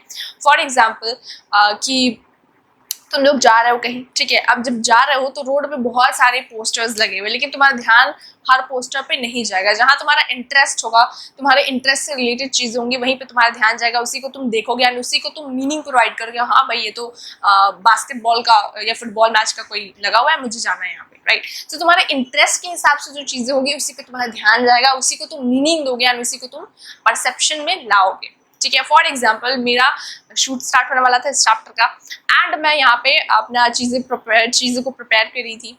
अचानक से मेरे फ़ोन से आवाज़ आई, ठीक है। अब मैंने इससे इंटरेस्ट दिया, मैंने इससे ध्यान दिया, मैंने इसे रिकॉग्नाइज किया, भाई इस टाइम पे तो कोई कॉल नहीं करता, अचानक से किसका कॉल आ गया, सो आई हैव टू चेक। अब मैंने जब चेक किया तो मुझे पता चला ये तो अलार्म है, कॉल किसी का है ही नहीं। So that is what known as your perception as a whole. अब कॉग्निटिव स्टाइल के बारे में क्या मेंशन है मैम? कॉग्निटिव स्टाइल का मतलब क्या है कि हमारे चीज़ों को समझने की अपनी अपनी वेज होते हैं। फॉर एग्जाम्पल मैं जैसे चीज़ों को समझती हूँ ज़रूरी नहीं है तुम चीज़ों को वैसे ही समझो, राइट। मैं जैसे लर्निंग को करती हूँ वैसे जरूरी नहीं है कि तुम ही लर्निंग को करो। So cognitive style is all about that only, कि हमारी अंडरस्टैंडिंग, हमारे परसीव करने का स्टाइल होता है and that is what mentioned here, ठीक है। नेक्स्ट आ जाओ तुम्हारे important cultural background and experience. देखो परसीवर का पार्ट बहुत ज़्यादा इंपॉर्टेंट नहीं है, इसलिए बहुत ज़्यादा डिटेल में मैं नहीं समझा रही हूँ, बट इसका मतलब ये नहीं कि मैंने छोड़ दिया है, मैंने अपर सब समझा दिया है। एक बार और अगर अंतिम प्रहार वीडियो लेक्चर तुम लोग देख लेते हो, so the whole chapter will be fully crystal clear to you, okay. अब आ जाओ कल्चरल बैकग्राउंड एंड एक्सपीरियंस। हम चीज़ों को परसेप्शन देते हैं, चीज़ों को मीनिंग प्रोवाइड करते हैं according to our culture and background and environment. हम जहाँ से बिलोंग करते हैं, जैसे हम हैं वैसे ही हम आसपास चीज़ों को देखते हैं, ठीक है। ये तुम लोगों ने सुना होगा, जैसे हम होते हैं अंदर से वैसे ही हमें चीज़ें आसपास दिखाई देते हैं, या लोग हमें वैसे ही दिखाई देते हैं। सो यहाँ पे ये क्या बताया हुआ है मैम? ये बताया ये हुआ है कि हमारा जैसे कल्चर होता है, हमारी जैसे सोच होती है, हमारी जैसी अपनी पर्सनालिटी होती है, उसके आसपास, उससे रिलेटेड ही हम चीज़ों को आसपास देख पाते हैं, ठीक है। फॉर एग्जाम्पल कोई बच्चा रो रहा होता है, बहुत से रीजंस की वजह से रो रहा होता है, राइट। अब मैं सोचूंगी कि भाई बच्चा रो रहा है क्योंकि उसे आइसक्रीम चाहिए, तुम सोचोगे कि मे बी बच्चा अपनी मम्मी से दूर हो गया होगा, और कुछ लोग सोचेंगे कि भाई बच्चे को शायद अपने उनको चॉकलेट्स चाहिए होंगे, दे दो भाई रोना बंद कर दे, राइट, या उसे घूमने जाना है। डिफरेंट रीजंस हो सकते हैं, राइट। सो हम इतने सारे डाइवर्सिफाइड रीजंस ढूंढ ला रहे हैं एक प्रॉब्लम का सोल्यूशन, राइट। एक प्रॉब्लम का सोल्यूशन इतना सारा हम लोग खोज के ला रहे हैं। सो मेरे सोचने का, मेरे परसीव करने का वे बहुत ज़्यादा अलग है to each and every person. जैसे हम सब अलग होते हैं, हमारी पर्सनालिटी अलग है, हमारी सोच अलग है, हम अलग हैं, हमारे इंटरेस्ट अलग है, हमारे एम्बिशंस अलग है, हमारे गोल अलग हैं, वैसे ही हमारी जो परसेप्शन है वो भी अलग होती है। ठीक है, हमारे इन्वायरमेंट से वो बहुत ज़्यादा इन्फ्लुएंस होती है, हमारे बैकग्राउंड से बहुत ज़्यादा इन्फ्लुएंस होती है, हम जिस जगह से, हम जिस कल्चर से बिलोंग करते हैं उसी कल्चर पे ही डिपेंडेंट होती है। ठीक है, अब नेक्स्ट आ जाओ हमारे नेक्स्ट पोर्शन पे, that is your very important principles of perceptual organisation, जहाँ से क्वेश्चन ज़्यादातर आते हैं। अब यहाँ पे मेंशन है about principles of perceptual organisation, यानी कि चीज़ों को हम किस तरीके से देखते हैं, ये हम यहाँ पे डिस्कस करेंगे कि साइकोलॉजिकली हम चीज़ों को कैसे देखते हैं। So will start with the form perception. Form perception क्या होता है?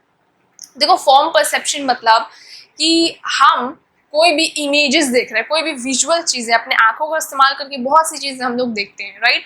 तो जैसे ही हम उस विजुअल, हम जो भी देख रहे होते हैं उसको जिस तरीके से हम मीनिंग देते हैं, that is known as your form perception. So the process of organising visual fields, जब हम अपने आंखों को इस्तेमाल करके कोई भी विजुअल फील्ड्स को देखते हैं एंड उसे ऑर्गेनाइज करते हैं, देन उसको मीनिंग प्रोवाइड करते हैं, then it is known as your form perception. अब ये फॉर्म परसेप्शन पूरे इस टॉपिक के अंदर हम लोग बहुत ज़्यादा डिस्कस करने वाले हैं। ठीक है, फॉर एग्जाम्पल ये देख रहे हो, तुम्हारे बुक तुम लोगों ने खोल के बैठा होगा डेफिनेटली, सो बुक में देख रहे हो कि यहाँ पे दो फेसेस दिखाई दे रहे हैं, लेकिन यहाँ पे मैंने थोड़ा पेंटिंग कर दी है तो तुम्हें लग रहा है कि हाँ भाई ये तो एक्चुअल में एक वास है जिसमें फ्लावर्स रखा जा सकता है, लेकिन एक्चुअल में बुक में ना देखने में बड़ा प्रॉब्लम हो रहा था, तो मैंने ड्रॉ कर दिया। अब इसमें तुम्हें अच्छे से परफेक्टली दिखाई दे रहा है कि यहाँ पे एक्चुअल में कौन सा रूबिन्स वास का बात किया जा रहा है। ठीक है, सो जब तुम अपने बुक में दो फेसेस को देख रहे थे तो वो बहुत डिफिकल्ट हो रहा था to make it a face of vase.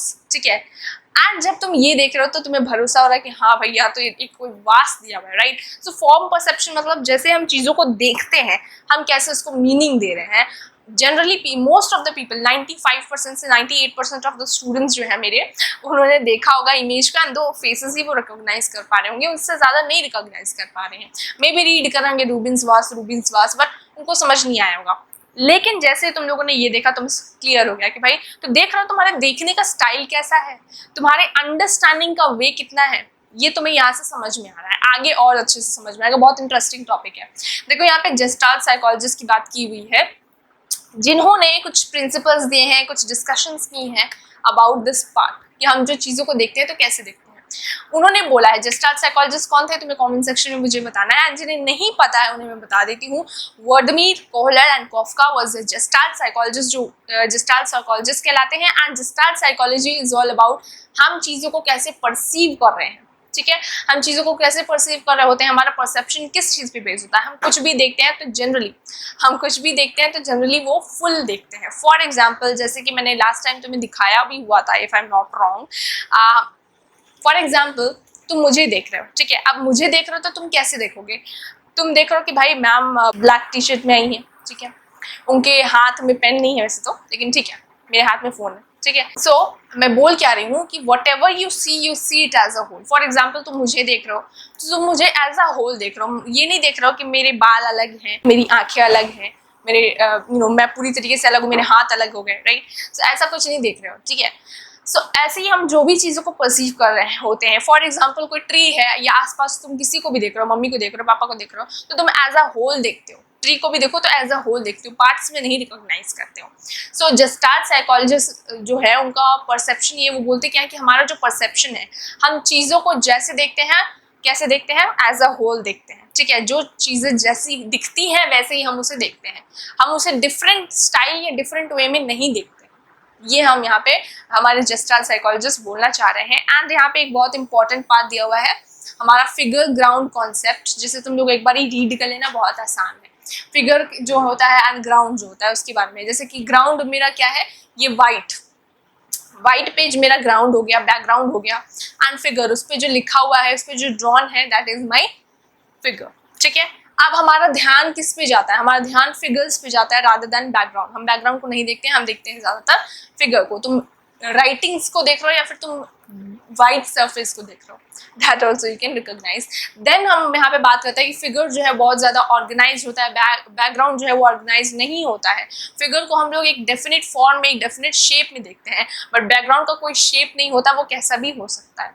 ठीक है, एंड बैकग्राउंड जो है उसका कोई कॉन्टूर कॉन्टोर नहीं होता है, फॉर एग्जाम्पल इसका कोई आउटलाइनिंग नहीं होता, वेराज फिगर को देख रहे हो एकदम ऑर्गेनाइज तरीके से आउटलाइनिंग फॉर्म करके लिखा हुआ है सब कुछ, right. So that is known as your figure background concept, जहाँ से भी क्वेश्चन आ सकते हैं शॉर्ट मार्क्स के मोस्ट प्रोबेबली। सो यहाँ पे देख रहे हो मैंने एक वाइट बोर्ड टाइप को बना दिया यहाँ पे, एंड इसके ऊपर परी दिखा है, तो तुम्हारा ध्यान जा रहा है यहाँ पे परी पे जो लिखा हुआ है फिगर पे, rather than the background, right. So this is known as your figure background concept, ठीक है, या figure ground segregation.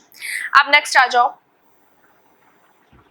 The principles of what known as perception.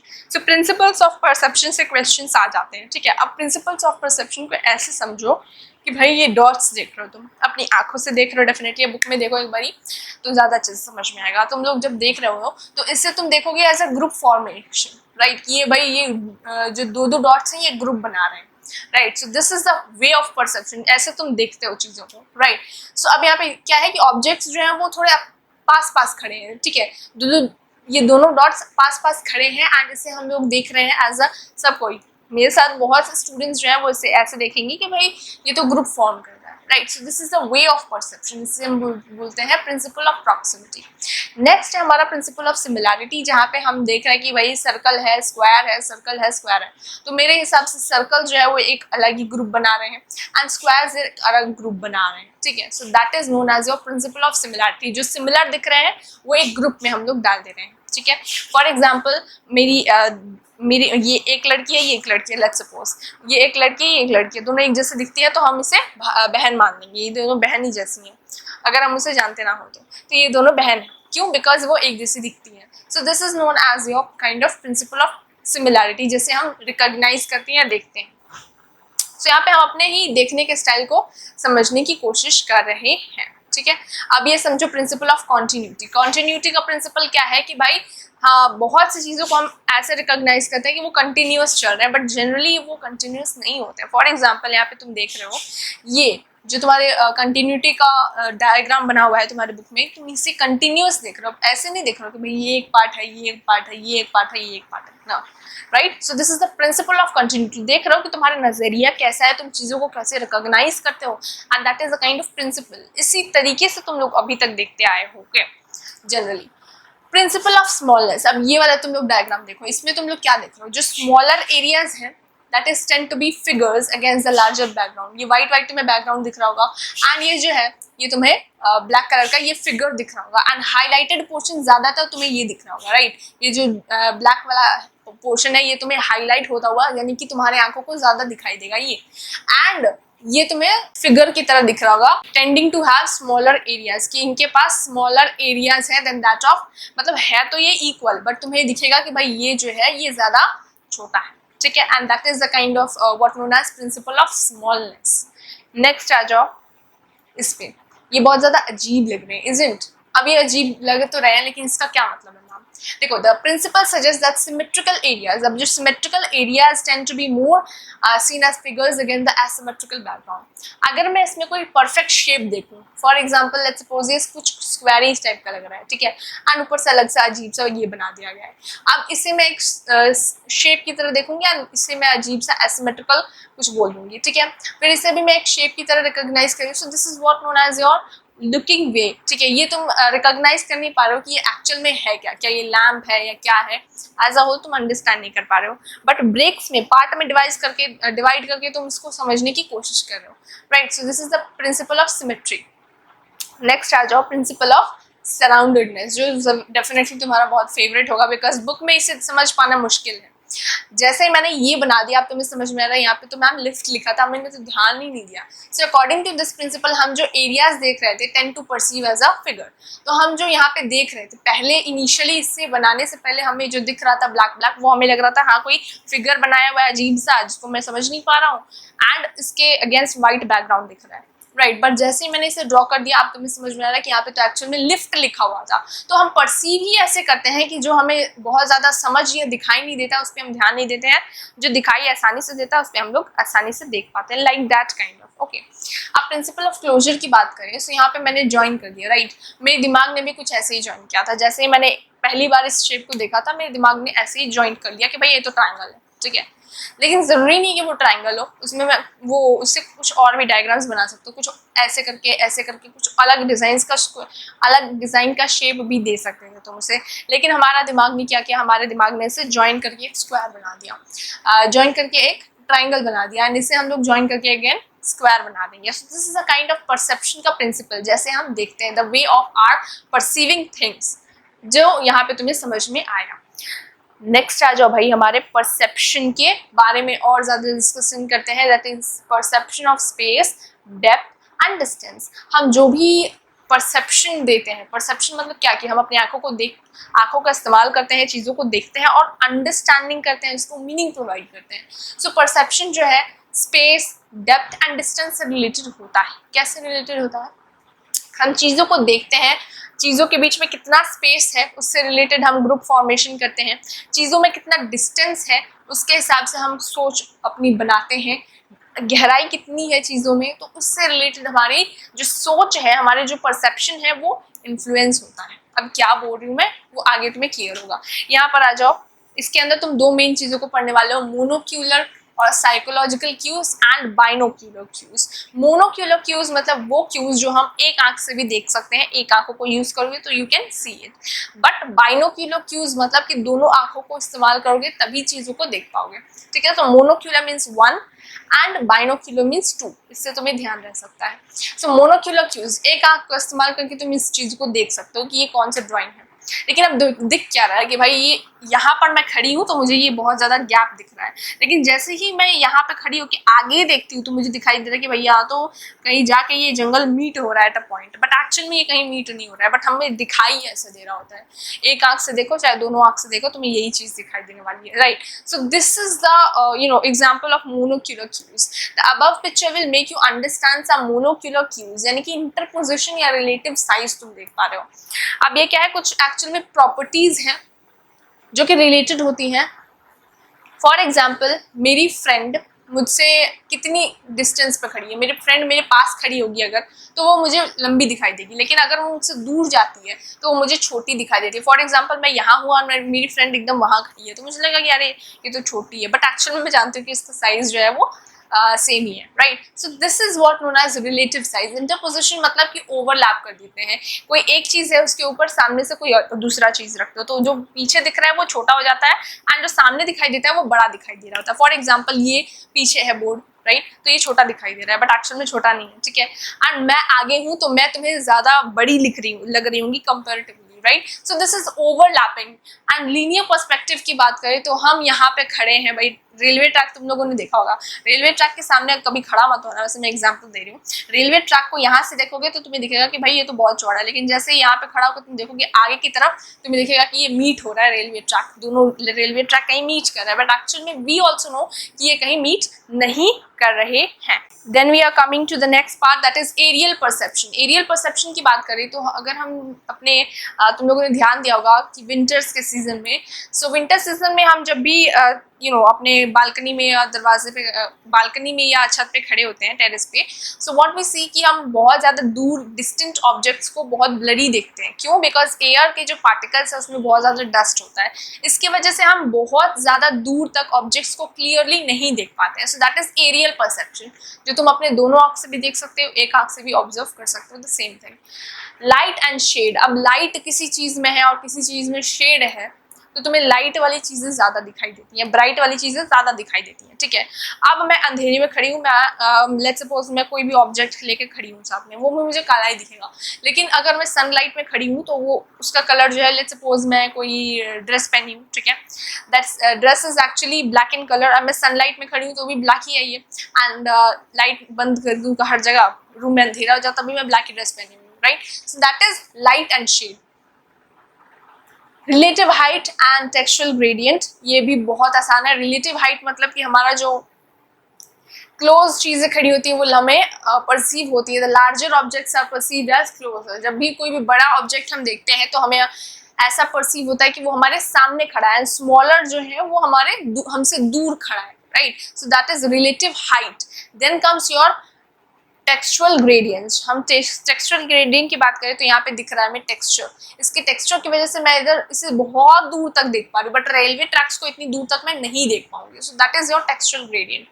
Motion parallax is an exception because ये हमारा कोई pictorial cues नहीं कहलाता है। देखो, monocular cues is also known as psychological cues and also known as pictorial cues, but इसे हम pictorial cues में नहीं include करते। kinesthetic इसे हम कहते हैं kinesthetic molecular cues, and इसमें हम लोग देखते हैं कि ये पिक्टोरियल क्यों नहीं है मैम, बिकॉज इसे आंखों से ये एक पिक्चर की टाइप का नहीं है। पिक्चर की टाइप का नहीं है मतलब कि ये motion parallax is all about कि तुम किसी भी बस में बैठे हो या ट्रेन में बैठे हो, ठीक है, अब तुम लोग इस डायरेक्शन में रहे होते हो, इस डायरेक्शन में तुम लोग जाओगे, सो तो बैकग्राउंड वाली चीजें वो उस डायरेक्शन में पास होगी, सो दैट इज मोशन पैरालॉक्स, ठीक है।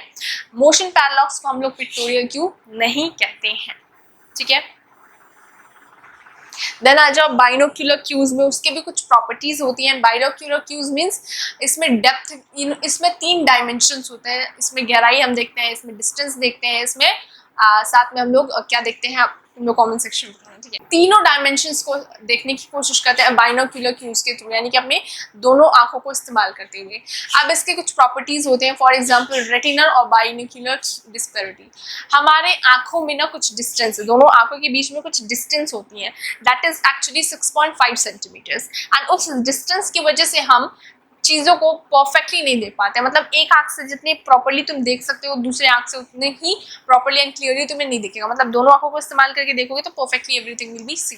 अब एक आंख का इस्तेमाल करोगे तो उसका रेंज जो है वो कम हो जाएगा, एंड दूसरे आंख का इस्तेमाल करोगे तो उसका भी रेंज कम हो जाएगा, मतलब ऐसा है। सो डिस्टेंस की वजह से जो ऑब्जेक्ट्स हैं उसे हम लोग इतना क्लियरली नहीं देख पाते हैं, दैट इज रेटिनल डिस्पेरिटी।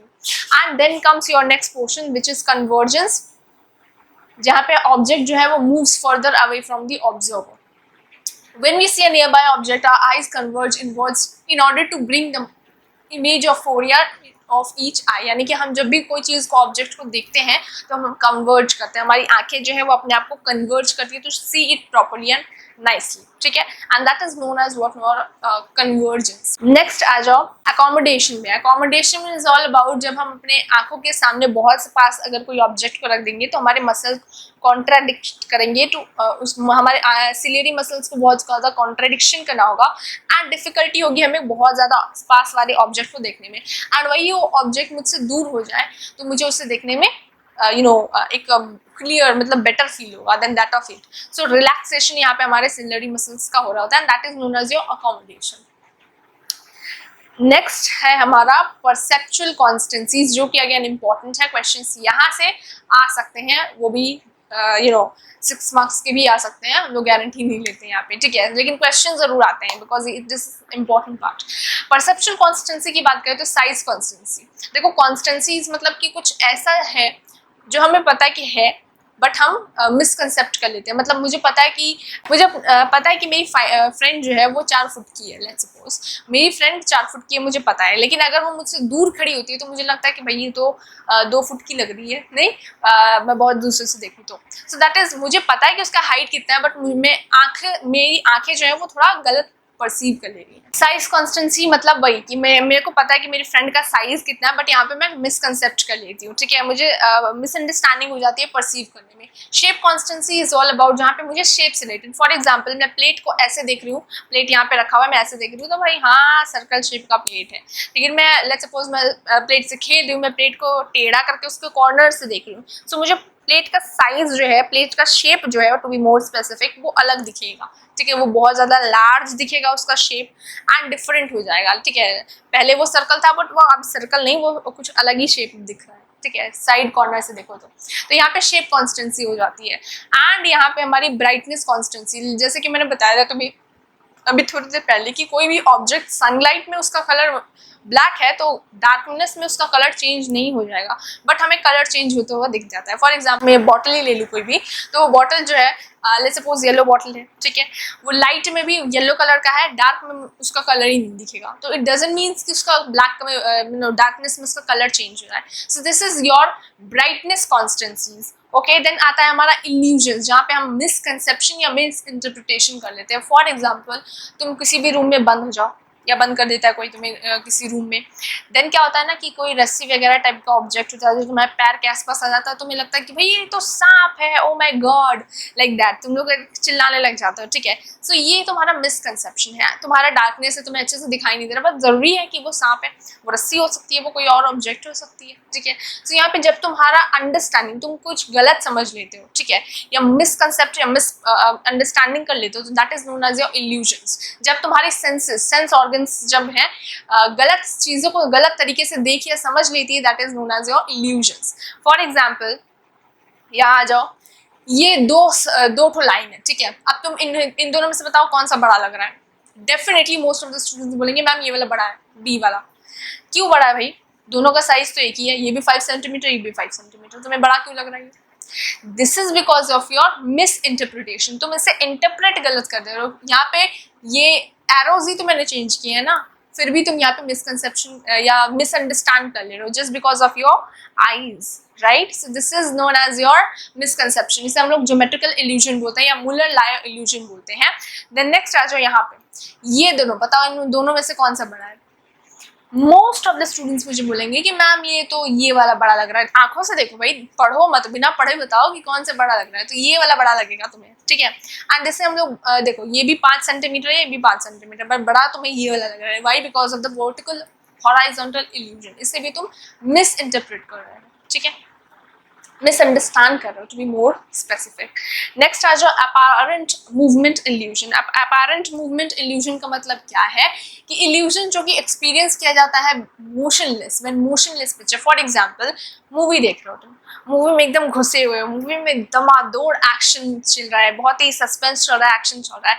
अब तुम्हें लग रहा है कि ये तो मूवी मूव करी है, इसे ऐसे मारा, वो इतना उड़ा, वो इतना उड़ा, लाइक दैट, एक्शन सीन चल रहा है, ठीक है। सो अब यहाँ पे तुम क्या देख रहे हो कि दो मूवी तो मूवी है भाई, टीवी में ही दिखेगा, लेकिन तुम्हें लग रहा है कि सब चीजें हिल डुल रही हैं, लाइक दैट, ठीक है। तुम उसे परसीव करते हो बहुत गहराई से। सो that is your motion paradox, यानी कि फी फिनोमेनन, जो कि मूवीज में जनरली यूज किया जाता है, 3D movies and all, for that, ठीक है। सेपरेट मूवमेंट इल्यूजन वो होता है कि भाई मूवमेंट तो एक्चुअल में टीवी के अंदर हो रहा है, बट तुम्हें क्यों फील हो रहा है?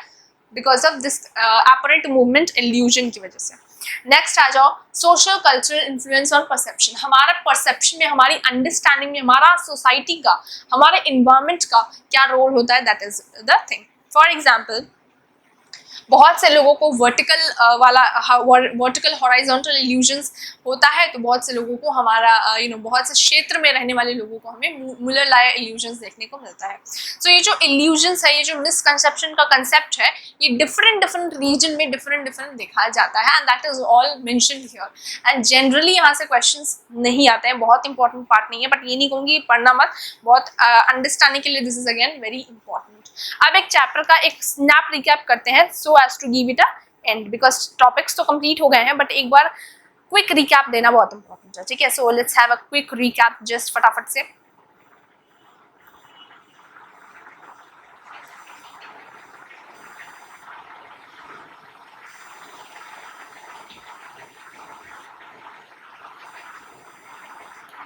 ओके, यहाँ पे आ जाओ, इन्वायरमेंट। सबसे पहले हम लोगों ने चैप्टर में समझा कि हमारे इन्वायरमेंट से कोई स्टिमुली आती है, कोई आवाज़ आ रही है या कुछ, जैसे सपोज आवाज़ ही आ रही है, तो कोई आवाज़ मेरे इन्वायरमेंट से आ रही है, मैं उस आवाज़ को पे कर रही हूँ अटेंशन अपने सेंसेस से। देखो, इन्वायरमेंट से कोई भी ऑब्जेक्ट या कोई भी स्टिमुली मेरे सेंसेस के पास आ रही है। फॉर एग्जाम्पल, मेरे इन्वायरमेंट से कोई आवाज़ मेरे कानों में पड़ी, तो सेंसेस मेरे यूज़ हो रहे हैं यहाँ पे।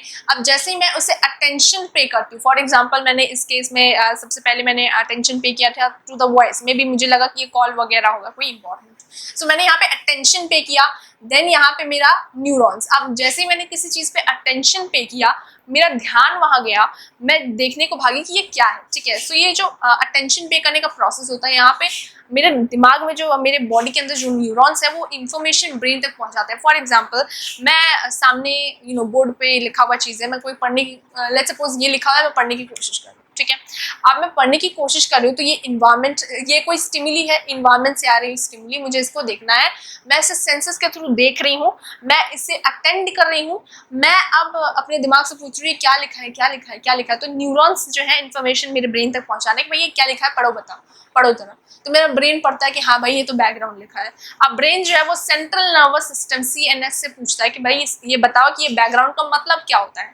तो वो बताता है कि हाँ भाई बैकग्राउंड का मतलब वो होता है कि एक सरफेस है जो जिसके ऊपर चीजें लिखी होती हैं या जिसके ऊपर से चीजें या फिगर्स वगैरह होती हैं। So that is known as your background. So मेरे CNS ने बताया कि भाई मैंने CNS, मेरे ब्रेन ने CNS से पूछा ये क्या है, तो उसने मुझे बताया कि ये बैकग्राउंड है, बैकग्राउंड मतलब ये होता है। तो ये मेरा परसेप्शन फॉर्मेशन होता है यहाँ पे, जैसे मैंने चीजों को मीनिंग प्रोवाइड की होती है। सो यहाँ पे मैं अपने चीज़ों को मीनिंग प्रोवाइड कर रही हूँ। लेट्स सपोज मुझे नहीं पता है कि बैकग्राउंड क्या होता है, तो मैं पूछूंगी ना मैम बताओ या तुम बताओ क्या है बैकग्राउंड का मतलब, ठीक है। तुम लोग पूछोगे कि मैम बताओ बैकग्राउंड का मतलब क्या होता है, तो मैं जब बताऊंगी तो तुम्हारा परसेप्शन फॉर्म होगा, अच्छा बैकग्राउंड मतलब कि वो जिसके ऊपर कुछ लिखा होता है, दैट इज बैकग्राउंड, ठीक है। So this is what your perception है। सो यहाँ पे हमारे इन्वायरमेंट से कोई स्टिमुली आता है, हम उससे अटेंशन पे करते हैं थ्रू न्यूरॉन्स, न्यूरॉन्स हमें ब्रेन तक इन्फॉर्मेशन ले जाता है, ब्रेन से हमारे सेंट्रल नर्वस सिस्टम में जाता है, सेंट्रल नर्वस सिस्टम से हमारे perception as a whole form हो जाता है, हमारी अंडरस्टैंडिंग फॉर्म होती है related to any object. And this is what the whole chapter was all about, sensory, attentional and perceptual processes. देखो चैप्टर तो हो गया खत्म पूरी तरीके से, ठीक है। अब तुम्हें करना क्या है अपने साइड से वो मैं बता दे रही हूँ। समरी बुक में दिया हुआ एक तो रीड कर लो, टाइम है अभी एग्जाम में, तो चैप्टर को अच्छे से टॉपिक वाइज अच्छे से रीड करते हुए चलो, मीनिंग नोट्स बनाते हुए चलो, सबसे इंपॉर्टेंट होता है। ये जो नोट्स है वो तुम्हें मिल जाएगा टेलीग्राम चैनल पे, जिसका लिंक डिस्क्रिप्शन में दिया हुआ है। अगेन तुम लोग मुझे रीच आउट कर सकते हो in other social media as well, okay, if you want. Link is again there in the description, okay. And उससे पहले जाने से पहले ये इंपॉर्टेंट बात सुन लो कि चैप्टर को तुम लोगों ने अच्छे से समझ लिया है, अब इसको जरूरत है कुछ क्वेश्चन आंसर सॉल्व करने की। अब तुम पूछोगे कि मैम क्वेश्चन आंसर्स तो आपने डिस्कस किया ही नहीं इस वीडियो में। हाँ जी, मैंने नहीं डिस्कस किया है इस वीडियो में क्वेश्चन आंसर्स को, बट अंतिम प्रहार सेशन में मैंने ऑलरेडी इस चैप्टर के पूरे क्वेश्चंस, यानी कि जितने भी MCQs बन सकते हैं, जितने भी मोस्ट इंपॉर्टेंट क्वेश्चंस इस चैप्टर से बन सकते हैं, वो सब हम लोगों ने डिस्कस किया है। साथ में NCERT सॉल्यूशंस भी वहाँ पे डिस्कस्ड है, वो भी अच्छे से एक्सप्लेन्ड है एंड वो भी कम टाइम में, ठीक है। तो अगर कल एग्जाम है तो भी अंतिम प्रहार लेक्चर को जरूर देखते हुए जाना, ठीक है। So till then take care, मिलते हैं नेक्स्ट वीडियो में, बाय।